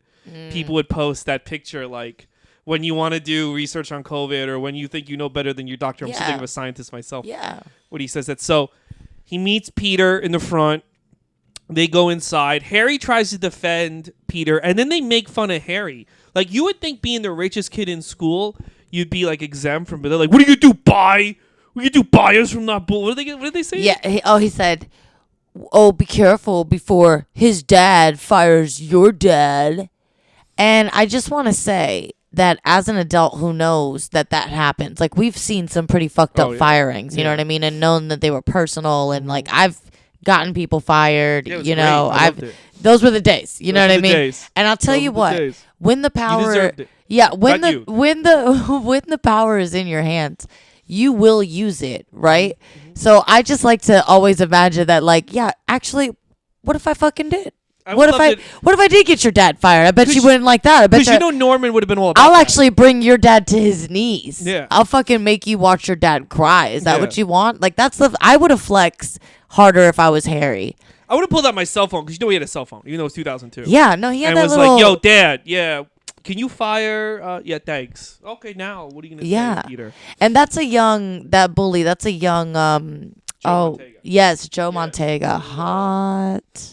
You know, it's so funny because like that character eventually becomes Venom, the bully. It's really? In the comic books. It's convoluted. Oh, okay. But he somehow becomes Venom. And I'm looking at Joe Montega now and I'm like, yo, because Tom Hardy's Venom, right? He would have been a good Venom. But they could always, because he steals it from the guy, the Tom Hardy character. I was like, look at this guy because he's so in shape now. Yeah, he's such a good actor. Yeah, he is. I was like, yo, they should totally come back to this universe and make him Venom because he'd be so good as Venom. Yeah, I could see him as Venom. Yeah, so maybe he'll pop off in the new movie. Who knows? I mean, he's a big actor. So like, so they're bullying him. They go to the science thing, and it's just some Asian woman talking about spiders. So many spiders. If I were these kids, I would have been livid. Like, that's all we're seeing at the science. This giant science building, just spiders. Your spider experiments. Just spiders. Just spiders. But one of the spiders is missing, and just like in the comic books, the spider bites Peter Parker. Peter Parker gets injured, and everyone just laughs at him. And they're super chill about the spider being missing. You know what I mean? Yeah. MJ's the only one that's like, she's like, and there are 15 of these, super spiders. Mm-hmm. She's like, actually, it's 14. Yeah, you guys are missing one. Oh, ho-hum. I think he must be doing an interview with a researcher, like says something ridiculous and, prances off. And it's just like, Where the fuck is that other spider? Yeah. Nobody gave a fuck. Nobody cared. Nobody gave a fuck. They're doing these weird experiments. Clearly, experiments worked Right. because Peter Parker now is And Spider-Man. I've never been bitten by anything and seen the thing that bit me and then didn't stomp on it immediately. Just even out of just like secondhand. Like I just would have did that out of just my Also, reflexes. like, why weren't the scientists like, we need to talk to Peter and his family because... Right. Well, they didn't see it, and then he just comes home and. Oh, you know. okay. I thought like he made a scene in front of everybody. No. Okay. He was more just like, ow, and then he like watched it. He had enough time to take a fucking picture of it. To be honest with you, I was more surprised. I knew he wouldn't kill it. I was more surprised he didn't take a picture of it. That's how that spider like slow crawled, almost like if it was staring at him on the way, like talking shit. Like, yeah, bitch, don't get in my fucking way again. Also, these scientists, they're the legit. Okay, so you experimented on spiders. This one spider goes missing. Then 2 weeks later, a guy shows up called Spider-Man. Why aren't these scientists being Yo, I would be shitting bricks. Everyone comes into work. They're like, "Have you heard about this Spider-Man guy?" And I would just be like, sweat, like so much sweat on do you my think it upper has lip. something to do with our missing spider? No, I don't think so. No, It's God, coincidence. no. That is crazy to think. Why would that be our The spider? spider's not missing. I told you, he's doing an interview with a researcher. He's not missing. This spider. No, I don't. Oh think my that has God, you anything to do- guys, I don't think it be has anything to do ridiculous. with this Spider-Man. Like, oh my. Anyway, so fucking. Yo, so many movies depend on people, really smart people being stupid at the exact key time. Like that was like we saw this movie Butchers yesterday. That's a whole other. We should do a podcast about Butchers. We should. You know what we should do? If you were living here, we should do a podcast about shitty Amazon films, but. Yeah, because there's been a lot. Yeah. Velocipaster. I'll tell you. Yes, after seeing something like Velocipaster having a trailer, watching the first Spider-Man is just a comfort. Yeah, it's you like, know, you just want it on because you know. Finally, someone competent. You know what I'm saying? Like, it's not going to disappoint me half as bad as everything else that they're putting Killer out for Sofa. us. Killer Sofa. We couldn't even finish the trailer. That was that. You know what? You know why I think they make a movie like Killer Sofa. I think I know why. Because I think you get paid on clicks on Amazon, right? So like we at least watched the trailer. Right. So is that enough to qualify for like? Is that a view? So like I think like if you just make a regular movie like, let's say a movie about a guy stalking his girlfriend, who cares? Not enough. But if you make a movie like, like the Killer Coffee Table, people are gonna be like, "What?" And I guarantee you, they're looking for a movie, they're gonna be like, "Wait, we have to play the Killer Coffee Table for 2 seconds. We just got to see what the fuck the Killer Coffee Table." So it's probably like about. if you only have a couple of bucks and your movie's only gonna be on Amazon, you might as well be like, "Yo, let's maximize clicks." It makes sense. That does make sense. Yeah, because like Amazon's not gonna promote. Like Amazon doesn't promote Butchers. Like I never heard of Butchers. Right. It wasn't until we were scrolling, looking for a good time. Oh boy, did we find one. We'll talk about Butchers sometime. But so he goes home. He's sick. Oh, but right before he's sick, Norman Osborn has a meeting with the board. Oh yes. And this is another thing that like kind of interests me about the movie. We'll get into it as we go. The board he's meeting with them. They're showing off the goblin glider, the goblin suit. Yeah. Which, by the way, nobody works at Oscorp, by the way. When the Green Goblin starts showing up, no one's like, oh, yeah, that's the prototype suit that we work on. Maybe Norman's do. Anyway. I feel like a lot of people saw that at that company. Yeah, because you kind of had to. But, like, so they demand, like, so he's working on this thing that's going to enchant humans, like make them stronger, and the army is basically like, you have 2 weeks to get this shit done or we're pulling all your funding. Which to me, I would have been like, what about this fucking glider, bitch? Yeah. Like, does the army have gliders that work this well? They were not impressed with the glider. They wanted the glider to be a human version type something. They were wanted not them super strong, which is basically what happens. They just weren't impressed with the glider. They wanted superhuman soldiers. So they threatened to pull the funding. So now we cut back to home. We finally meet Aunt May and Uncle Ben, who couldn't be nicer, couldn't be sweeter people. Oh my God, they're so sweet. They actually make Tobey Maguire look like an asshole. Even when he's nice to them. Even when he's nice to them, that's how sweet they are. Yeah. Is that he is not good to them. He does not deserve these fucking beautiful family members that he has. He just really doesn't. No, he runs home. He's sick. He was lying on his bed, falls off the bed, basically looks like he's high off the sweetest marijuana. Yeah, That's how marijuana you look or sometimes when you're smoking. yeah, like I definitely had an episode in the train station the other night. I told you where I was like, I was just too weak to even fucking check this bitch for worrying about why the fuck I'm fanning myself. But yes, I did have a few too many edibles that I thought were gonna be bullshit that actually ended up fucking me up all at one point. And so I got very, very sweaty and I thought I was gonna faint. And unfortunately, I didn't wake up and be a spider bitch, like what happened to Toby. But that does happen sometimes if you smoke too much or eat too many edibles. I think what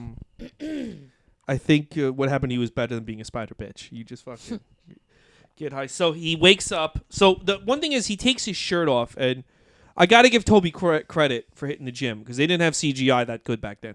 So he's kind of like not really in shape. Right, they have him looking like sickly, like really skinny. Then he takes off his shirt, and I got to know who this guy's personal trainer was because he was fucking fit for that shot. And he was fit for his little frame and everything. Mm-hmm. Yeah, he looked good. He looked good.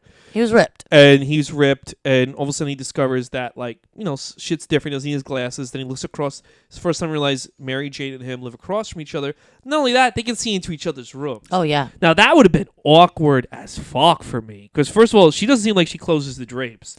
So he's probably seen her undressed. I feel like in my experience with white people, they do not really close the drapes a lot. They're not drape closers, blind having...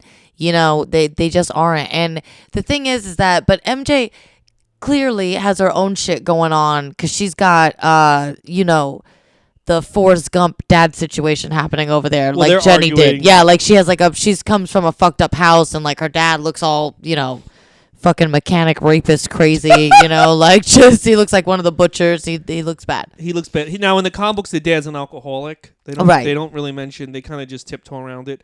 You're right. White people don't. So I never fuck with upstairs, right? I remember my house has 2 floors, and one night I'm in the kitchen because sometimes the dogs don't fucking sweat me if I'm really hungry. Yeah. Especially if I come home late, they're gonna be like, yeah, I'll eat upstairs in that kitchen table. And one night I'm eating there, and I go to the window. The kitchen has a window. Yo, I could see into someone's bedroom. Yeah. And the dude is just laying in bed reading, and I'm looking right into his window. So weird. And I'm like, why would you not? I could just, I don't know if he was about to have a girl. I walked away, but I never forget. My aunt had a bunch of binoculars, and I'm like, oh, she was a people watcher for sure. Yeah, she's probably watching because I didn't realize you could look into those apartments. Yeah, you can. Kitchen. Oh yeah, you can. And a lot of people don't close their blinds. Mm-mm. Yeah, I've looked over there. And that is a white people thing. You're right. It is very much a white people thing, and I am super uncomfortable with looking into people's. No, I just spaces. Went to the window. Yeah. I just went to the window and I could see. I was like, oh fuck. Yeah, it's crazy. Away. Yeah, it's fucking crazy. But back to the movie. Peter tries again. So Mary Jane's down the street. He's here. Maybe we're the distance. If you could see, I should videotape to start videotaping this shit. The distance between me and Christina, and he starts talking to himself about what he's gonna say to Mary Jane. Oh my god! This is the one. But this is as Mary Jane has left her house being cussed out by her father. Her father's like, "Your mom wasn't shit. You're not gonna be shit." She's like, "I gotta go to school." Yeah. And he's still behind her, like, "God damn! I just want to tap that. If I could just talk to her." Yeah. But you know what the weird? So the comic books is not that. It's not this weird. Him and Mary Jane. It's not Mary Jane kind of goes after him, and he's like. So in the comic books, this is how Mary Jane shows up. In the comic books, Aunt May is like, "Oh, I want you to meet my friend's niece, Mary Jane," and he's like, "I don't want to meet this bitch's niece," right? And he keeps missing her, and he's after these other chicks at his school, and fucking Aunt May is like, "No, you got to meet Mary Jane." He goes, "Oh God, if you're setting me up with her, she's got to be ugly." And then the big moment is he walks in the house and. Mary Jane's in the kitchen. He's like, fuck. He's got to go in the kitchen for something. He's like, I don't want to see this bitch. And he walks in the kitchen. It's this gorgeous, the hottest girl that they've ever drawn in the comic. And it's Mary Jane. And he's like, what the fuck? And he, there's a running joke. And then when you finally meet her, it's this famous moment. And then she's a party girl, likes to drink. And he kind of can't handle her because he's a nerd. And they never done that in the movies, the TV shows. I really like the dynamic where she's like, yeah. She likes to party. They kind of implicate that she does this. They never say it. Okay. But then she does this. Smoking and drinking. Okay, yeah. I don't was know why like, I don't know why I'm doing this. he decided to mime that shit to me. Like she did a little bit of this. Yeah. They Little kind bit of of that. because it's for kids. They can't outright say. Right. But she parties. She likes to. Well, fucking I'll party. tell you what. In this first Spider-Man movie, they implicate that she does a little bit of this, a little bit of dick sucking. Yeah, she comes off as a big time hoe in this movie. She does. I'm sorry. It's not about the chits. It's not No. about her titties at all. No, there's more coming. So he's on the street wanting to talk, but in this movie, it's fucking weird. He's talking to her behind her, which it's not romantic. It's just weird and creepy to me looking back. Yeah. Like, and her friends pull up. She gets in the car. And he's like, "Oh, I guess I missed my chance to talk to her." And then he misses the bus again because he's too busy. See, daydreaming. and when he missed the bus, I was like, see, this is why the bus driver fucking hates you. Yeah. Every fucking day you're doing this shit. Mhm. Like, I remember even at one point he goes to Harry and is like, I lost my job. He's like, you were late again? Like, Spider-Man's not good with time. No, Spider-Man's not good with anything. He's not a morning person, I guess. No. So please don't have an emergency in the morning. He kind of always misreads the situation. So tries to get to the bus, but the fucking he grabs on the bus, but the paper, he catches the paper. They have like a poster on the bus, so he doesn't catch the bus. Then he gets to school, and the fork is stuck to his hand. He's like, "What the fuck?" Right. He notices he has like it's in the comic books he makes his web shooters, but here he has it inside of him, which I think is kind of weird. Like, is that semen? I don't know. Yeah, Like, it does look like a little cum button. It's Yeah, just it's like like a little, yeah. when it come inside of you. Yeah, it's a cum button. That's what I always thought about. Little cum button. Because they were like, it's too unrealistic for him to make this shit. I'm like, yo, it's already unrealistic. He's Spider-Man. Like, Right, at that point. Just fucking, yeah. So he shoots out his web, and the web hits, and then he gets this lunch tray, hits Flash. Flash challenges him to a fight. Yeah. And in the fight, he fucks up Flash. He fucks him up good. He fucks him up in a way that But he doesn't put his hands on him. no, that makes everybody like scared of him a little bit. Yeah. Like he grabs Flash's arm. And then he decides to test out his powers some more. He climbs on the wall. He jumps from roof to roof. He's having a fucking gay old time. Yeah. And apparently he's out all night because he misses painting the house with Uncle Ben. Another dick move. Like, you would think, somebody like this character, I got muscles. Mm-hmm. I got a little more confidence. I'm kicking ass. You know what I mean?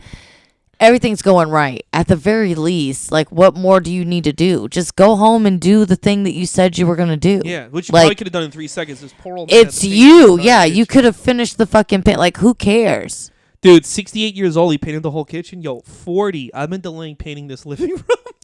Yo, before you don't even need to think in the movie when you see Uncle Uncle Ben? Uncle Ben, yeah. When you see Uncle Ben, you're like, I don't know what's going to happen in this movie, but I'll tell you what, that guy doesn't have a lot of time. That guy, he's old. He's old. If you think someone sounds old, like I feel like Uncle Ben doesn't sound as old as Aunt May, right? But Aunt May is like, she's got some sweet titties too.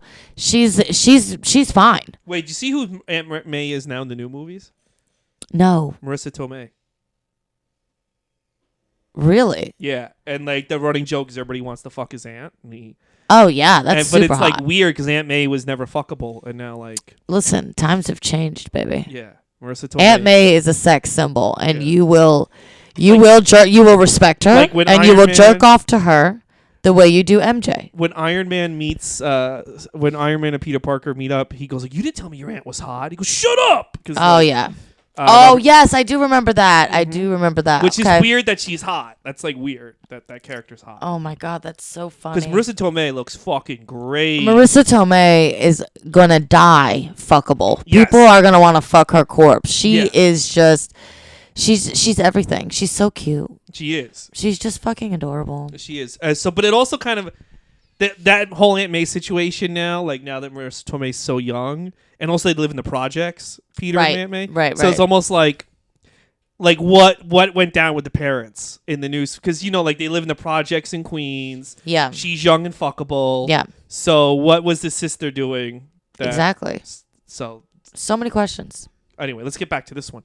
So fucking Peter's taking out the garbage. Mm-hmm. Mary Jane comes out, and he's like, "You're such a great actress in the first grade. You could do anything you want."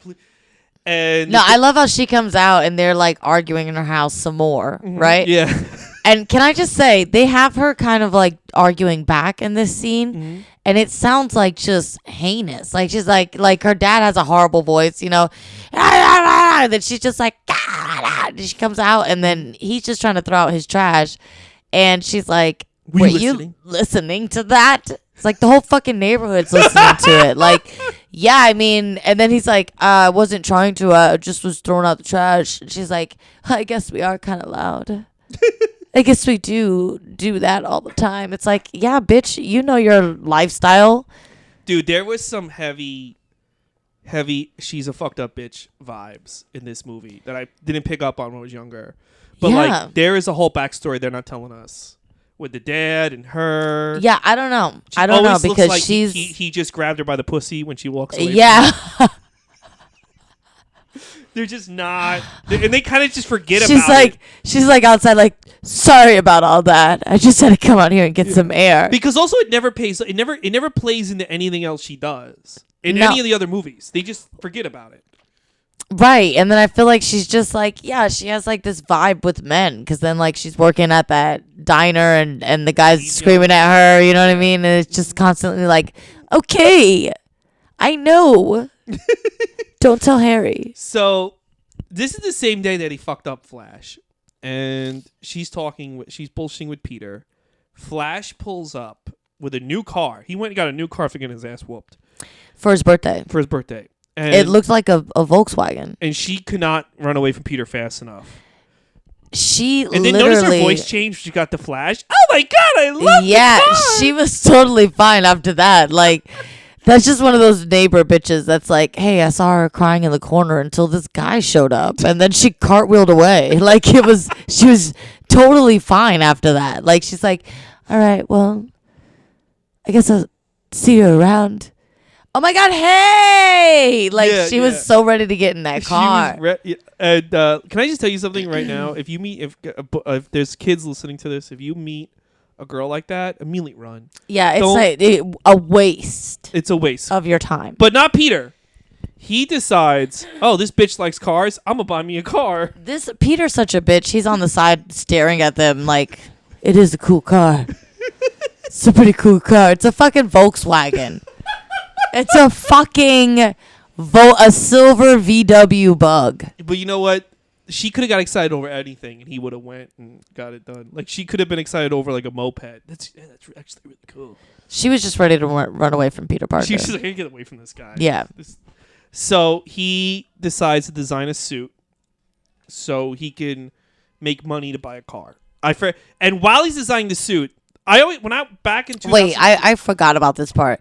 I love that the driving force for the whole, Yeah, you know, for him inventing the Spiderman. for him learning to draw, because he was a shitty artist when he first started. So I feel like it was like a month of him in the room just drawing. Meanwhile, people are dying in the streets. Like, they need a hero. New York needs a hero. Oh, meanwhile, all But- this Norman Osborn was becoming the Green Goblin, murdering his assistant. Yeah. Oh, yeah. Just killing left and right. But wait a minute.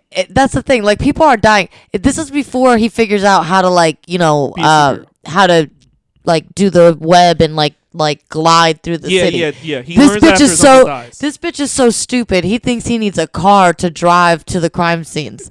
He's getting a car because he wants to pull up and Mary Jane will suck his dick. That's what I mean. Yeah. Yeah, that's the thing. Why would you say Mary Jane? I know you like that car, but But look what I can do. Yeah. I can literally show you the world Aladdin style, And but in New York. How shallow this bitch was, that would have worked. She literally said he was incredible. Yeah, She loved it. It absolutely would have worked. it would have worked. I think, like, Movie's over. Uncle Ben's still alive. see, pussy just makes you go crazy. Because if you really thought about that, you wouldn't have even needed to be like, ah, man, I got to get a VW Bug. Yeah. He used to be like, yeah, I know you like the car, but yo, just fuck up the car, and then she would have sucked your dick. Then now you're right. Now you guys are playing on the same field. Now she'll move in. I'm sure Aunt May and Uncle Ben would be cool with it.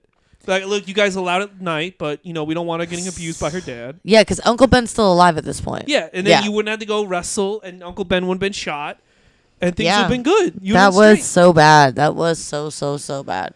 But no, instead he designs a suit and then he sees an ad, which, by the way, this is not how pro wrestling works, nor MMA, that they're offering $3,000 if you're in a ring with a wrestler for 3 minutes. For 3 minutes, that would never happen. Never happen. That's it. And we're not talking about for whatever reason that anybody else might think it would never happen.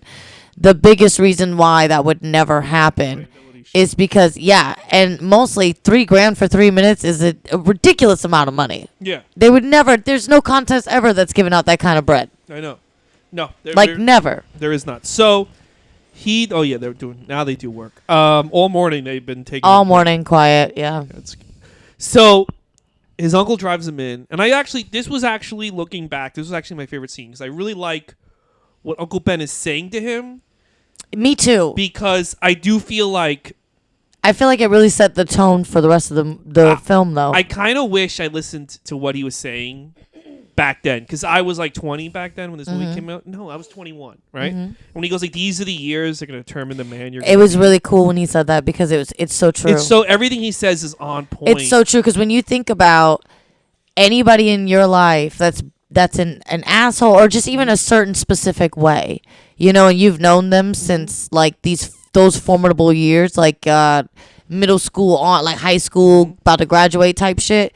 You're like, they always been on that bullshit. Yeah. Since I first met them, because that's how once you are like that, that's how you're gonna be, right? Yeah. And you can change it at 20. You can really, but like I felt like not that I did anything bad back then, but I kind of feel like I was on my own. I was on my bullshit or in my own world for most of my 20s, and I feel like now like I'm more in reality. I'm more like whatever. I don't take rejection so personally from women anymore. Right. It's just move the fuck on. Right. And I like those words because I'm like, and it's so funny because I saw this movie like 7 or 8 times. Yeah. Back then, when but I got that part didn't stick out. That part didn't matter until now. I'm 40. Yeah. And I'm like, yo, everything he's saying is correct. Like everything this guy is saying is on point. I hope like they redo that scene in one of the newer movies. Like everything, and then like he just blows him. You're not my dad. Which is, I'll tell you what. Which is why you should never take in a kid who's not your own. Exactly, because guess what? Your own kid's gonna do you dirty. So I promise you, a kid that's not yours, expect nothing but them trying to kill you. Can I just tell you something? By a broken heart. If I ever took in a kid and he said, "You're not my dad" or something like that, stop acting like my dad, I'd be like, "All right, then go find your own." I will literally throw a box of garbage bags at them. Yeah. Start packing your shit. Like, bitch, your own dad wants nothing to do with you. I am here. I don't need to take. Well, so he's going. He does that to Uncle Ben because he just can't. That's the only thing that's the youngest thing about Toby in this movie is how impatient he is. Yeah. You know what I mean? You're like, God damn, can you just fucking wait, guy? Like, what's wrong with you? And he refuses to he just doesn't want to talk to Uncle Ben. And Uncle Ben has never looked older at this point. I don't know if it was the lighting in the scene. I think they did that on purpose. Or, right? To make him look like really frail and old and like he couldn't even handle him being that mean to him in that moment. And then he basically screams on Uncle Ben and just tells him, he says, stop lecturing me. Well, I'm not being a criminal. I'm not trying to be your dad. And he's like, Ben, stop. Yeah. Like such a dick. And then he slams the door. I would have felt like if you felt bad and didn't really mean it, why did the door need to be slammed? And then Uncle Ben's like a bitch. He's like, all right, I'll just be here at 10 to pick you up. I'll shut up. I guess everything I said was bullshit. I guess I'll just pick you up and drive you home and there'll be meatloaf in the oven for you. Like, what the fuck, bitch? You didn't come help me paint. Yeah. So why does he still get dinner? I don't know. Like, well, because that's how what of a good guy Uncle Ben is. You didn't fucking help him paint. And then he said meatloaf's in the oven. With the vegetables. Fucking asshole. He got a side piece. This guy's the worst. So he goes to wrestle. I do wish wrestling would recreate this. When he's walking down the aisle, they have a bunch of women just yelling. Oh my God, that was so funny. They should do that in WWE or the one I went to last week, AEW. They should have like the female wrestlers on that the was aisle amazing. telling a wrestler that he's not shit while he's gonna cut your dick off. Yeah, like that shit was hilarious. That was so good. Yeah. And he gets in the ring, and they have the world's worst wrestling match. Even like it's just corny and stupid. I don't know. The cage comes down around Cage them. comes down. For some reason, that's scary to Spider-Man at this point. And actually, Spider-Man gets hurt a little bit by the wrestler, which he has spider strength. I don't know why. Later on, he's lifting up the Roosevelt Island fucking what is it called, tram? Yeah, the whole tram. But the fucking wrestler is kicking his ass. But whatever. I guess he's just growing into his spider powers at this point. You know what I mean? So then he goes to the back. This part was rang true. He goes to the promoter. The promoter only gives him $100 and says, "You're lucky to get." I love this part. That's what actually happens with promoters. So. That's true. That was very true. I told you every character was more New York than the next. Yeah. And I think that guy was running. It's like that guy. Yeah, that guy used to run a comedy club and some bringers in the city. And then like he's like the ultimate New York bad guy. But wait, here comes another New York bad guy. Guy comes to rob him, steals the money, and when he runs out, the guy goes to Spider-Man. Why didn't you stop him? He goes, "That's not my problem." And then he leaves. He leaves. He walks down to where his uncle's going to drive him home. Let's remind people. This is $3,000, and maybe there was a lot of bills strewn about on the thing. So let's say we're talking $4,000. Mm-hmm. Okay. Yeah. This guy. The guy has all the money just out on the table. Yeah. Which you would never have. Never. But we're talking about. Let's say that this guy just robbed him of $4,000. Right. That's what he did. Yeah. Okay. Let's say. So it's $4,000. Yeah. Was it really worth it? Like he then continues on in this crime spree. He that starts off with just trying to rob $4,000. He gets $4,000 from this wrestling promoter, who has no security apparently, and right, there was just another guy in there that was just like, "Whoa, you just got robbed!" Like we don't even understand what's going on. Nobody has a gun. It sucks for you. Yeah. So maybe next time don't have your money just out on the table, like. He goes up to Spidey. He's like, "You could have ripped him apart." Yeah, that's not my problem. So then Peter Parker goes for his bitch-ass uncle to drive him home. And then he sees like all these cops. He's like, what's going on? So this dude, after stealing $4,000, then this... All right, Matilda. Honestly, Matilda. Matilda made a noise like, oh, God. You love Spider-Man, Matilda. You love it. So fucking... He shoots this old man for his car in front of the public library. Yeah. By the way. Yeah. One of the busiest intersections of Manhattan. Well, hey guys, he's got $4,000. He's got to get out of the country. Listen, $4,000. $4,000. Whoa, bro. He's got to fucking get out of the country. Open up a Swiss bank account. He's got a lot of fucking money on his person right now. They're both being over dramatic. These dogs. They're acting like they're just being cute. Can I tell you something? They're just tired of us doing whatever we're doing that doesn't involve yes them being all over us. Sometimes when I'm playing a video game, I'll if I'm really into it, I'll look over it. Jasmine will look like she was abandoned at the side of the road and hasn't eaten in 7 days. She's like, I don't know what you're doing, but it doesn't involve me, and I don't like it. It's over. So, fucking, he drives away. Peter finds Uncle Ben. I thought this was cool that Uncle Ben doesn't have a last word. He's just like, I thought that was cool too, because I'm somebody who's like, yeah, fuck you. You don't even get his last words. No, that's after the way that you fucking and you want to know what else? Uncle Ben was there yet again on time. Yeah. If you'd been on time. Yeah.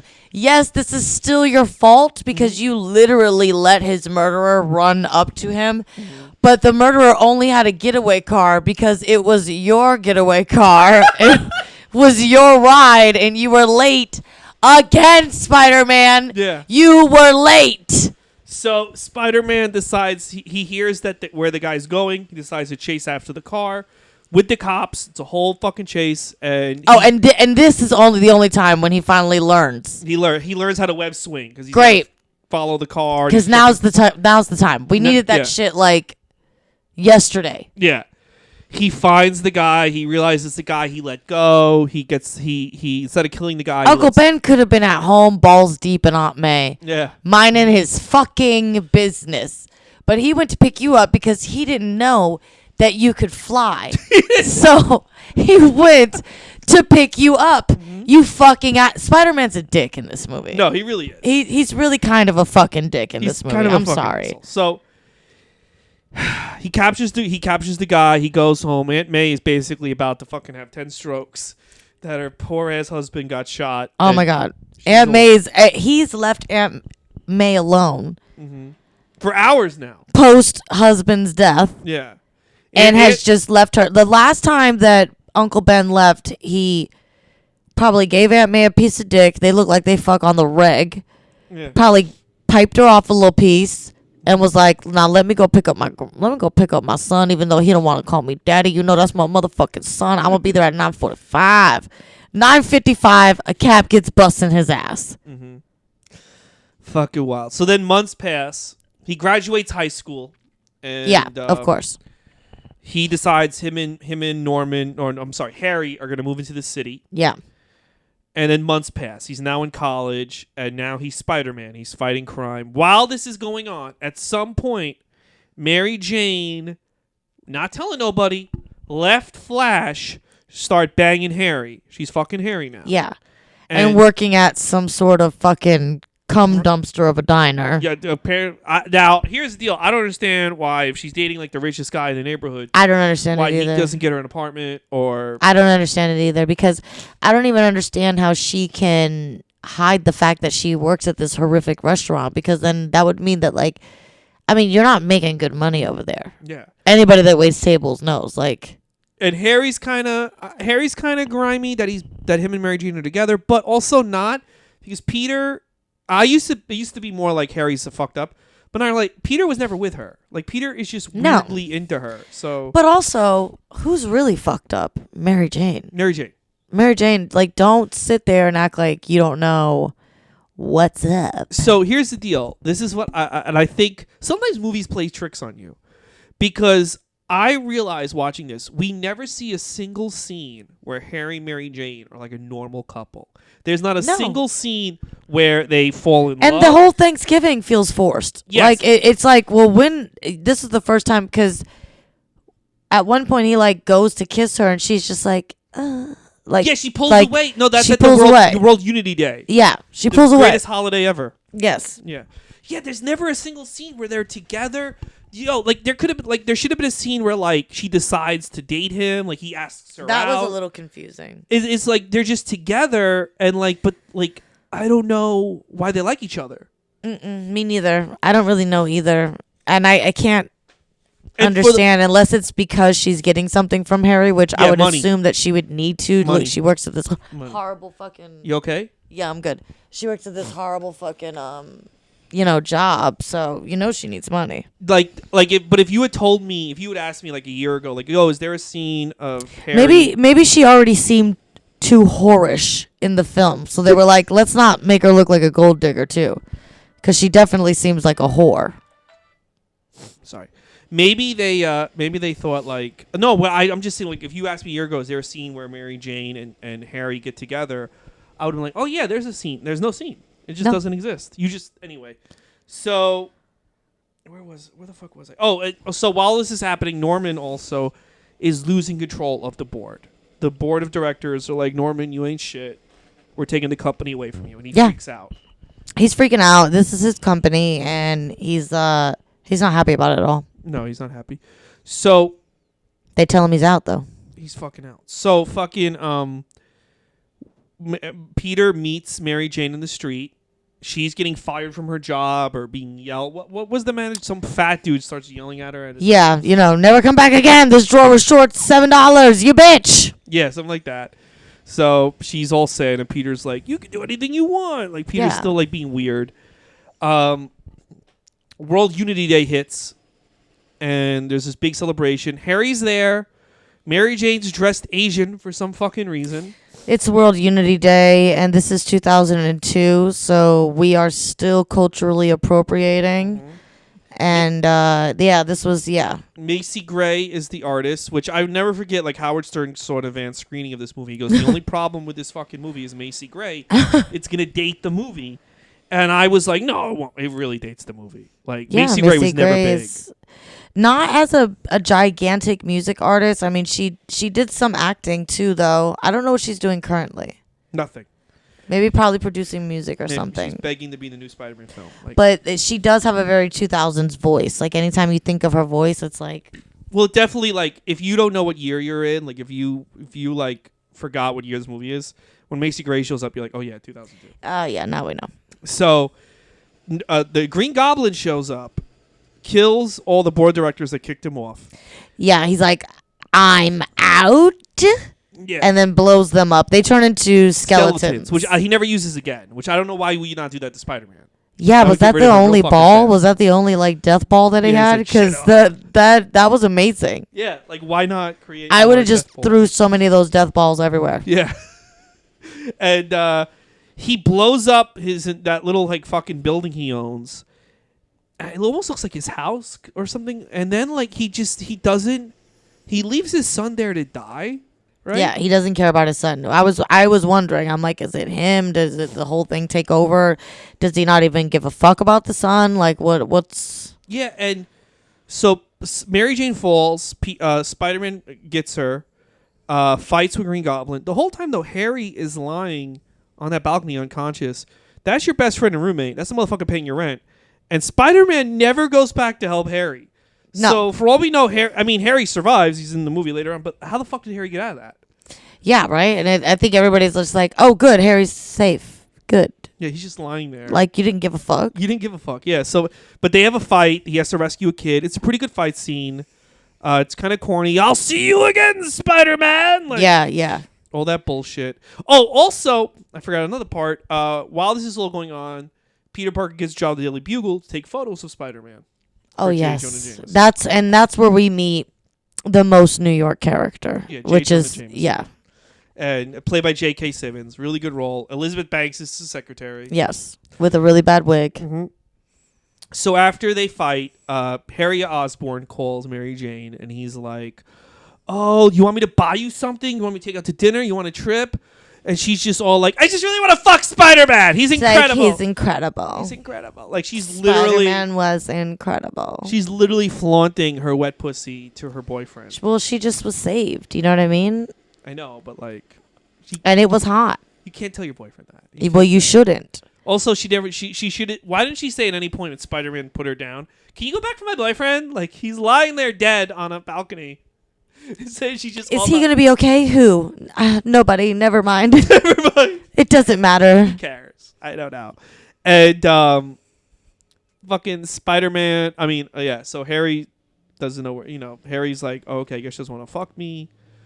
Meanwhile, Green Goblin's looking for Spider-Man. He goes to the Daily Bugle, attacks J. Jonah Jameson. Spider-Man comes down. Green Goblin kidnaps him. And then Green Goblin tries to convince him to join him by screaming in his face. Right. Think about it! Remember that? Think about it.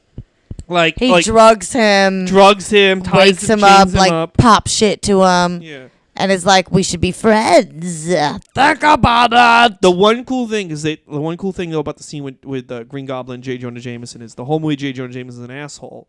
And then Peter Parker's sitting right there, and Green Goblin's like, tell me, where's the kid who takes pictures of Spider-Man? And J. Jonah lies. He goes, I don't know who it is.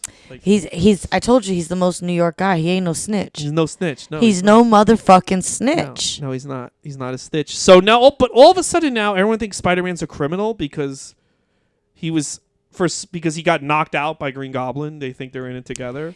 Yeah, I think at this point the city is like, all right, look, Yeah. thanks for saving us and whatnot, but your little pissing contest right With the now, Green Goblin. it's like hurting people. No. Because remember, like they keep going out of their way to save certain people, but then we see certain people get truly fucked up, like Like like a phone pole like falls on somebody's shoulder and like- knocks him down. It's like he's a big dude, but that shoulder's gonna be fucked for the rest of his life. That's back problems. That's the Spider-Man's gotta city's getting listen. sued. The one thing about superhero movies is they drop everything to save the bitches they want to fuck. If you are someone They that does not drop wanna everything fuck, to save very specific people. Yeah. It's not random at all. no, it's basically So Anybody that you see get hurt in a superhero film is ugly as fuck because they just want you to know they don't give a fuck about those people. no, so Peter Parker finds Mary Jane and is at her new restaurant, and she's like, "How did you find me here?" Like, and he goes, oh, I just took a bus, and Aunt May told your aunt, who told me, and I was in the neighborhood, and I just thought I'd stop you by work. Like, just totally creepy. Creep any woman out. She's cool with it. They're walking. Mary Jane tells him, by the way, the roommate of her boyfriend, that she's met someone. Right. That she's into someone. Yeah. And that she likes, basically admitting to him that she wants to fuck Spider-Man. Then she gets almost raped. But Of course. Yeah. And these guys, again, ultimate New York bad guy rapists. Mm-hmm. All of them normal human beings until they get close enough to her where they all become these rapist farm animals. Yeah. One guy's like, "Mwah, mwah, mwah, mwah." The other guy's like, "Arr, arr," like the other one's like they're all doing animal noises to her, which I thought was really weird. Like at least Jasmine got really excited. at least 3 of them were like just doing all these noises to her. It was pretty disgusting. Well, I told you, any movie, the stakes are higher anytime, as a female watching a movie and you see a woman about to be raped. And they turn her around. So Spider-Man It's suggested. Yeah, Spider-Man saves her. And then she just makes out with him. It's the upside down kiss, which is world famous. Like World famous, won an MTV Movie Award that year. And they kiss. And the next scene is there's a house on fire. Spider-Man rescues a baby. A cop tries to arrest him. The cop says he rescues the baby. When he gets down, the cop says, "Stop right there. You're under arrest." Everyone's like, "What the fuck?" I think the baby even is like, "What the fuck?" And that's when somebody starts screaming in the building, and they're screaming, "There's somebody left up there." And Spider-Man looks at the fucking chief, at the policeman, and is like, "I'm going." And he goes, "I'll be here when you get back." And he said, "I'm not coming back, chief." He's like, oh, fuck. All right, well, you got me on that one. Yeah, like, why the fuck would I come back? But we find out it's just Green Goblin. Green Goblin being a bitch. And Green Goblin, attacks him, cuts his arm. It's just Green Goblin being a fucking stage 1 of design of a Power Ranger villain. And then we find out all this is happening on Thanksgiving Day because Norman Osborn Right. goes, yes. Norman goes to have dinner with Peter, Harry, Mary Jane, and Aunt May. And he gets the dinner, and he's acting weird.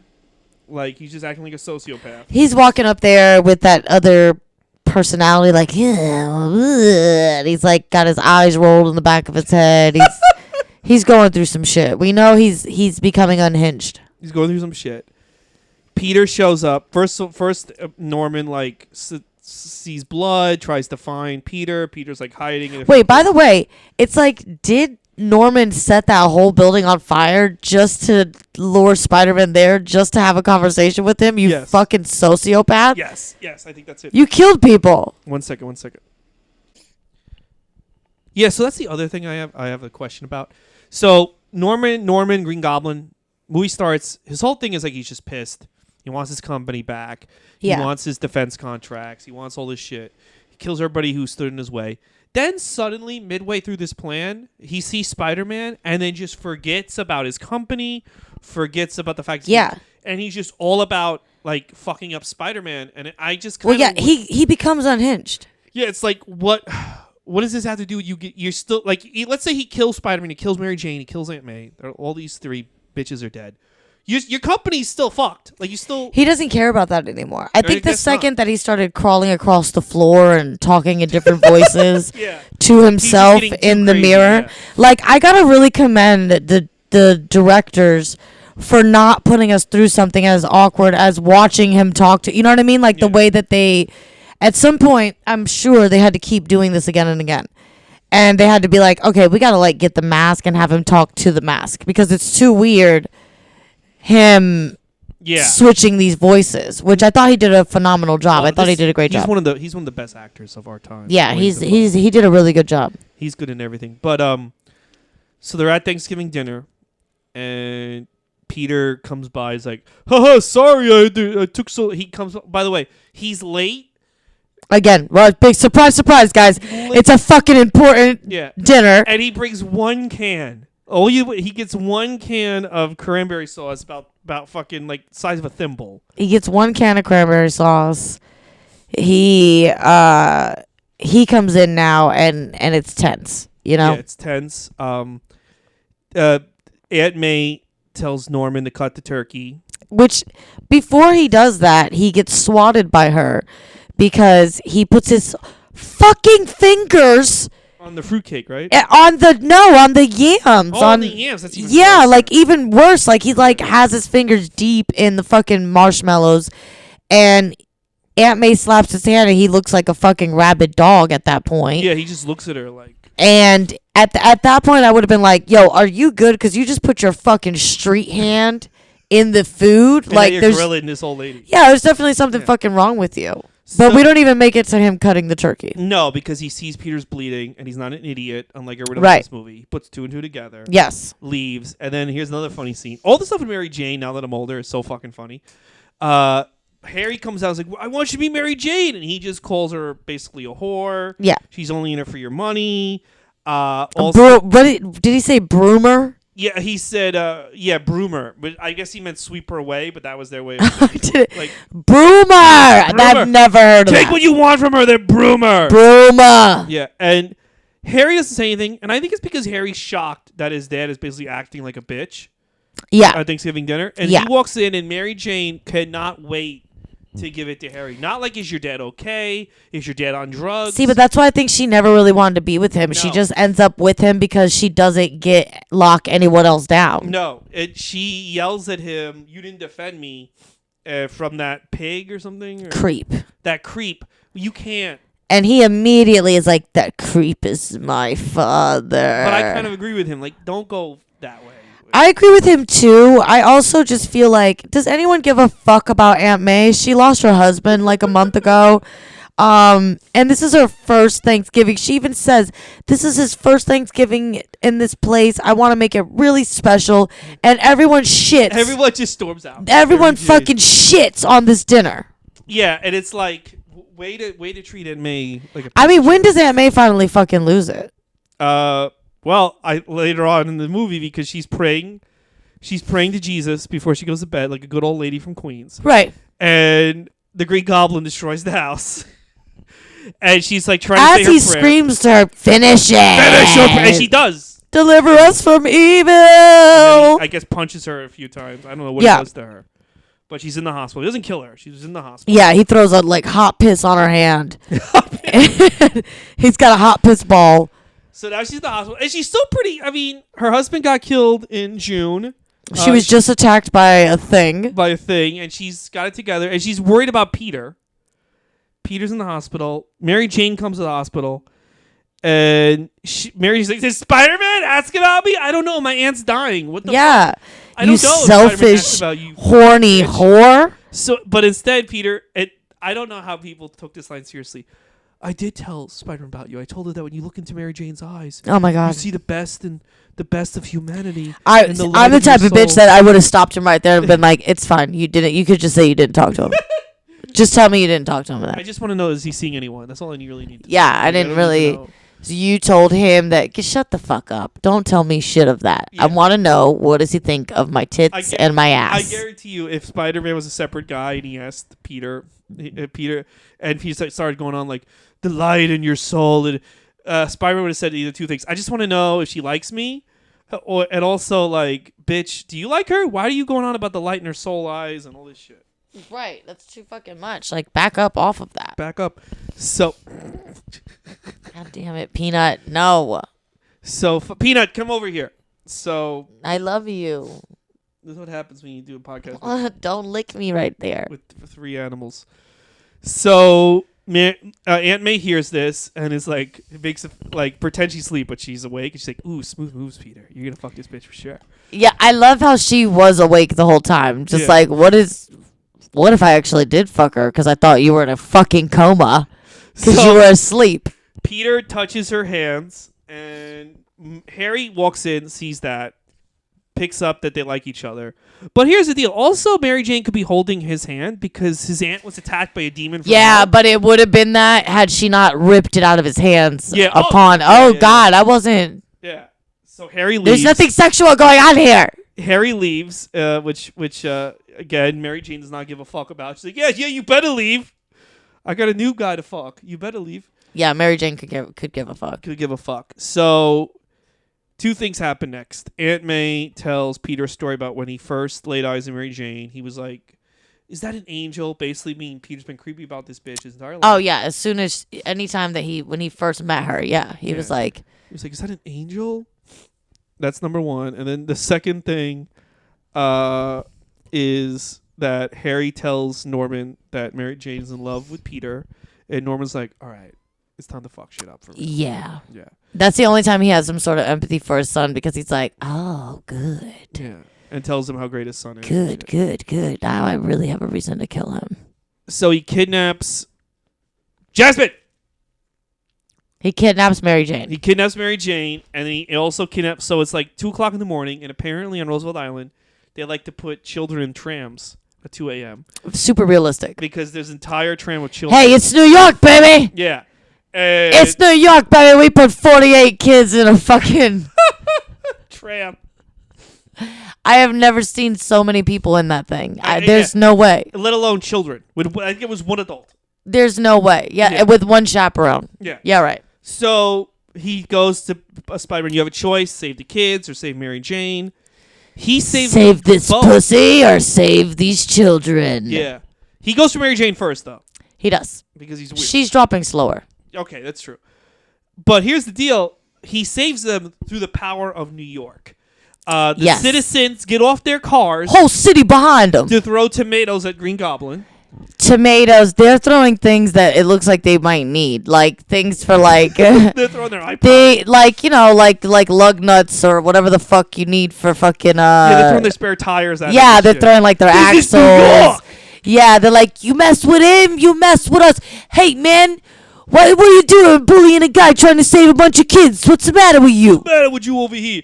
So they're all Goomba Johnny throwing shit at him. And then meanwhile this little boat comes and they lower the kids and Mary Jane onto the boat. Yes, So that's all good. onto the barge. Yes, onto the barge. So then these two start fighting in like an abandoned building, I think on Roosevelt Island or near the Creek in the Cave. It might have been the original Creek in the Cave, but they're fighting in a building near in that general area.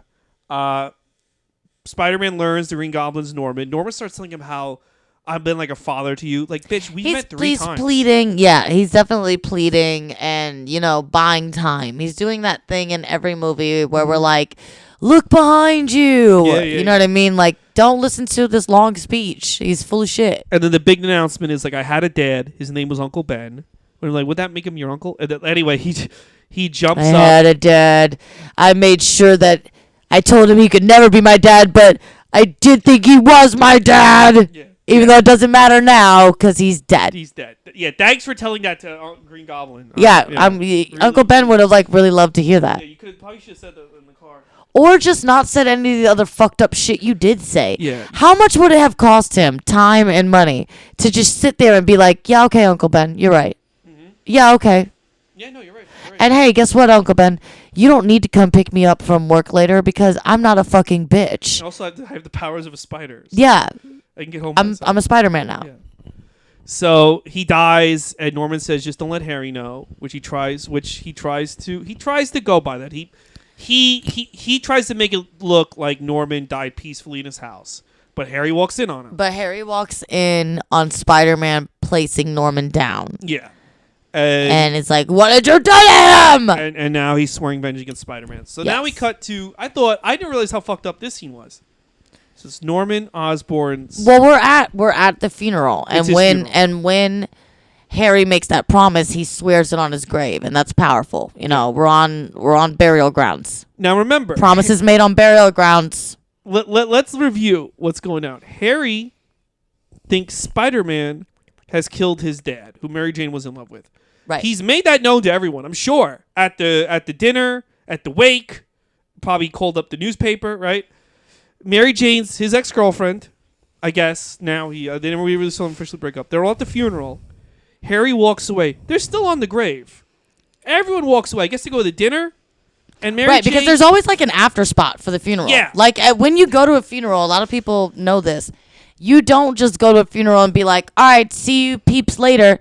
You go to a reception where, you know, people eat and they congregate still. And this guy seemed like he had a lot of like friends and family and shit and money. Like, they're definitely doing an after thing. Yeah, so they're all doing an after thing. Mary Jane goes up to Peter. Except for Mary Jane and Peter. Mary who Jane have hung behind, conveniently enough. Yeah. So Mary Jane finds Peter and then tells Peter she's always been in love with him and she wants to be with him. So fucking convenient. And then she kisses him. She did it weak as fuck. She was like, when I was stuck up there on top of that highway and I thought I was gonna die, I couldn't think of anyone but one person. He's like, I know, Spider-Man. And she's like, no, you. I just could only think of you. And that's why I finally realized I've never in my fucking life had an experience where I was like when I tore my ACL, my MCL, my meniscus, I didn't go, oh my God, I know who I love. Like, I don't believe in that. No. I really don't. I think that you meet people and you're like, fuck yeah or fuck no. And maybe sometimes after a little bit of time, you might be like, that's a fuck maybe. That might turn into a fuck yeah. But more than likely, it's a lot of fuck no's immediately. Yeah. I don't give a fuck if you put me on top of the fucking Empire State Building and left me there for 3 days. I'm not going to come back down and be like, all right, I know who I'm in love with. It was in front of my eyes the whole time. Like, what, bitch? I just think it was weak as fuck. I thought it was. I think Mary Jane's a little toxic. If I can Mary say, Jane's very toxic. She's a fucking little toxica. Like, she's a real toxic little bitch. But here's the problem: this bitch is doing all this shit at her boyfriend's father's funeral. They're still on this. Oh my God, this guy he's still fresh in the grave. Yeah, and she is going for it with Peter. What the fuck is Peter? Now Peter says no, not because it's fucked up to do. Harry. Peter is also doing like a classic revenge thing that I don't think that he realizes he's doing, where it's like, guess what? Your dream is now my dream, only because I went through a nightmare. But now I can see where you're coming from, and I would like to share in that dream. And he's like, I don't dream anymore, baby. Like, he's just like, dreams are for children. Like, he just shuts her down in a really classic way. Like, I'll always be your friend. That's all I can offer because I'm Spider-Man. But I can't tell you that. Yeah. So, you think that I'm breaking up with you because you're not enough for me because you're a woman, and that's what you're supposed to think, right? You think that you're less than now because I'm just, I'm me and you're not interested in me. Yeah. But, the truth is that I care too much about you to be with you, which is all bullshit. Yeah. I think he wanted to dump her. Well, I mean, like, in the later movies, they're together, but, like... Right. Yeah, but, like... After he makes her feel a little bit of how he felt. But also, she's really just jumping through guys at her high school, which is never a good sign. That's what I mean, though. Yeah. She's got those kind of titties. She wears the kind of bra that shows the nipples. Like, she definitely is about that life. Come on, what the fuck? What? Peanut? I know, Peanut. Peanut was trying to climb on top of this. Golly.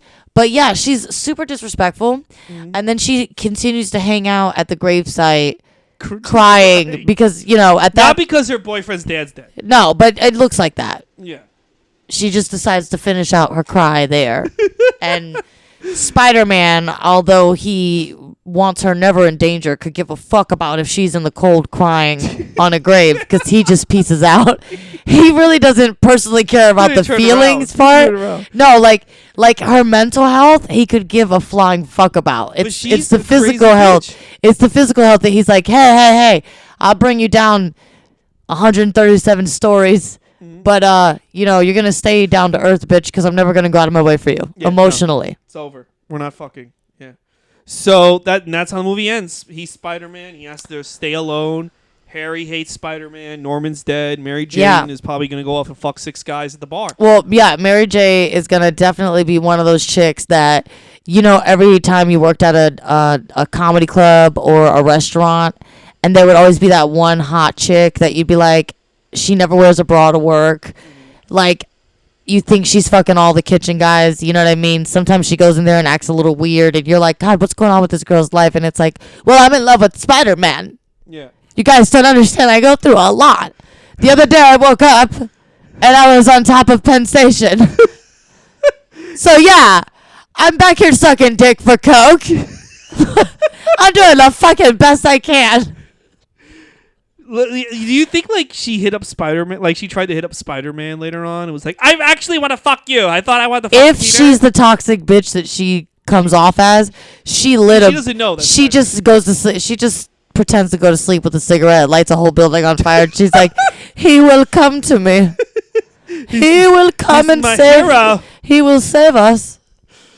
You know what? I'm getting older. So many movie relationships are so incredibly fucking Toxic, super toxic. Even like on Friends, a lot of those relationships are like incredibly. Like to me, it was just their whole love triangle was very ghetto. Like it just it just seemed like it could be on Steve Wilkos. Like could this not, like, without the actual superpowers, this translates to a Steve Wilkos episode. Yeah, yeah. You know what I mean? This could go on par with some of the greatest episodes Steve Wilkos has ever had.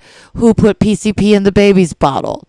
Because she played games with Flash, Harry, yeah, Peter, and Spider-Man. Exactly. What if Spider-Man was into her? He just fucking risked his life for her. Right. She's assuming Spider-Man and Peter are two different people. And they're friends. She is. Remember, Peter is friends with Spider-Man and Yes. Norman. Harry in her mind. Yes. So this motherfucker just killed the man. But it would be like a little bit cringe to be a female and be like, damn, I keep blazing the homies. Like, I'm a real guy's girl.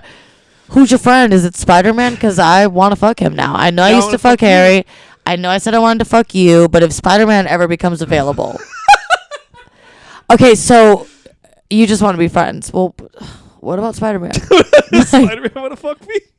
Could you maybe hook that up for me? Yeah. Like, because you don't want to be with me.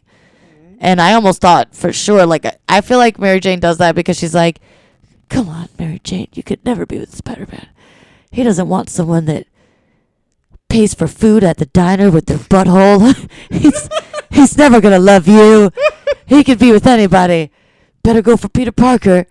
Then she goes to Peter Parker and he's like, I'm good.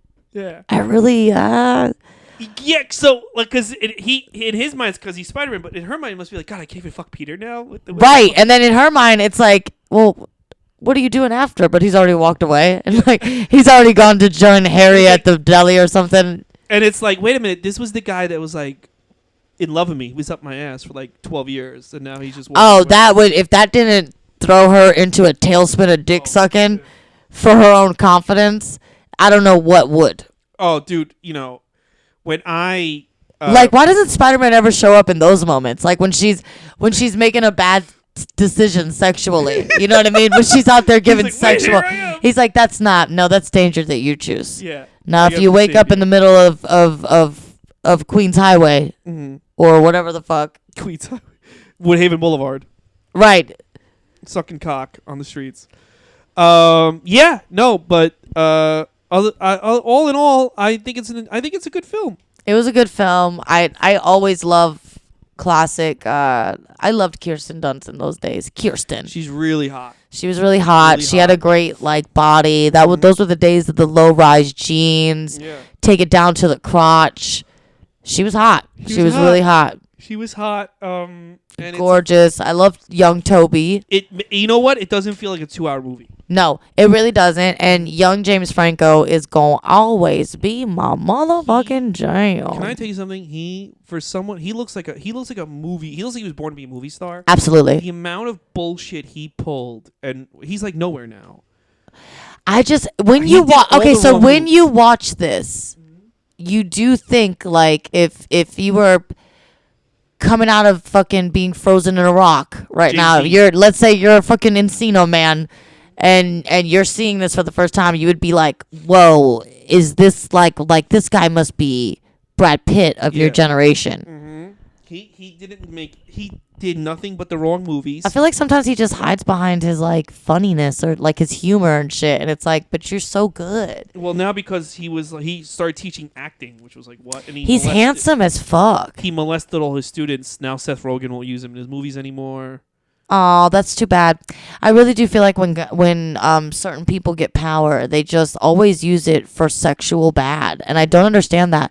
Do you know, with that kind of power, you can fully expect to see me pregnant looking, because I'm all about the craft services. Like, I would be using it for shrimp purposes. You know what I mean? For shrimps. Yeah. I would just be like people would be, they'd be like, oh man, don't invite Christina. She's going to make you buy her food. Like, that would be my jam. You know what I mean? The food, not like putting people in weird, you're James Franco. Like, do you think you need to molest somebody? Yeah, no, I know. Oh, this says this is James Franco's page. It's not. It's some fan. I looked up this thing. It says official fan account. Okay, because the bio says they say I'm a pretty boy. I'm like, that's no way. There's no way. There's no way that's your bio on. I didn't hear about him molesting people, but I just know that anybody that teaches an acting class or an improv class or stand-up class, for some reason, has to do that. They end up doing that. So I just know that personally, but I don't. Because the only reason why someone makes no sense. Only reason someone as famous as James Franco would teach acting is so he could get some of that poon poon. I think people like that might teach acting also so that they could feel a little more important. Because like, he's too big don't of a they star say? to Don't teach they say that those who can't do teach? Yeah, but he can do. He can do, but do he be doing? He ain't doing it anymore. Right, he don't really be Right doing. now he's not teaching anymore either. So we did get young James Franco. That was good. Yeah, but this was pretty good, and I gotta tell you what, it was even better. This fucking podcast, because we broke this shit down. Oh, we break it down. Break down. Mm-hmm. Breaking Spider-Man on down. We fucking killed it. Hey, Christina, where can people find you? You can find me online at freakin' Jurican on Instagram and Twitter, which I'm never on Instagram. I am. Facebook, Christina Galston. Also on YouTube. You can see my old Clusterfest set from 2 years ago with Comedy Central on comedycentral.com or on YouTube, and keep an eye out for a new Comedy Central feature that I did, little 10 minutes, coming out soon. I don't know when, but check out for that in a few months. I gotta show you some of this shit Caroline's booked. This is the goofiest shit. I'll show you after we shut it off. But okay, how the fuck? Just tell me after. Let's. No, I just I know. I just had to. Let's wrap it up so I can pee. All right. Yeah. Okay. Guys, if you enjoyed this episode, please listen to our Little Mermaid episode. It was just as good, if not better than this. Oh my god, so much fun. I mean, this one was pretty epic. But check that out. We did Little Mermaid. I also did every Disney animated film, every Pixar film, every Disney remake. And I've covered the 3 Spider-Man made for TV films. Next week is Spider-Man 2. Maybe with Keanu Thompson. I'm not sure. It's unpredictable. We'll figure it out. But it's going to be Spider-Man 2. We're going to continue Tobey Maguire's adventures. Follow me on Twitter and Instagram, Ray Goots. Follow the podcast, Goots Disney Pod. Subscribe. And please keep listening to us. Thank you so much for your support. We will see you next week with Spider-Man 2. Thank you, Christina. Thank you.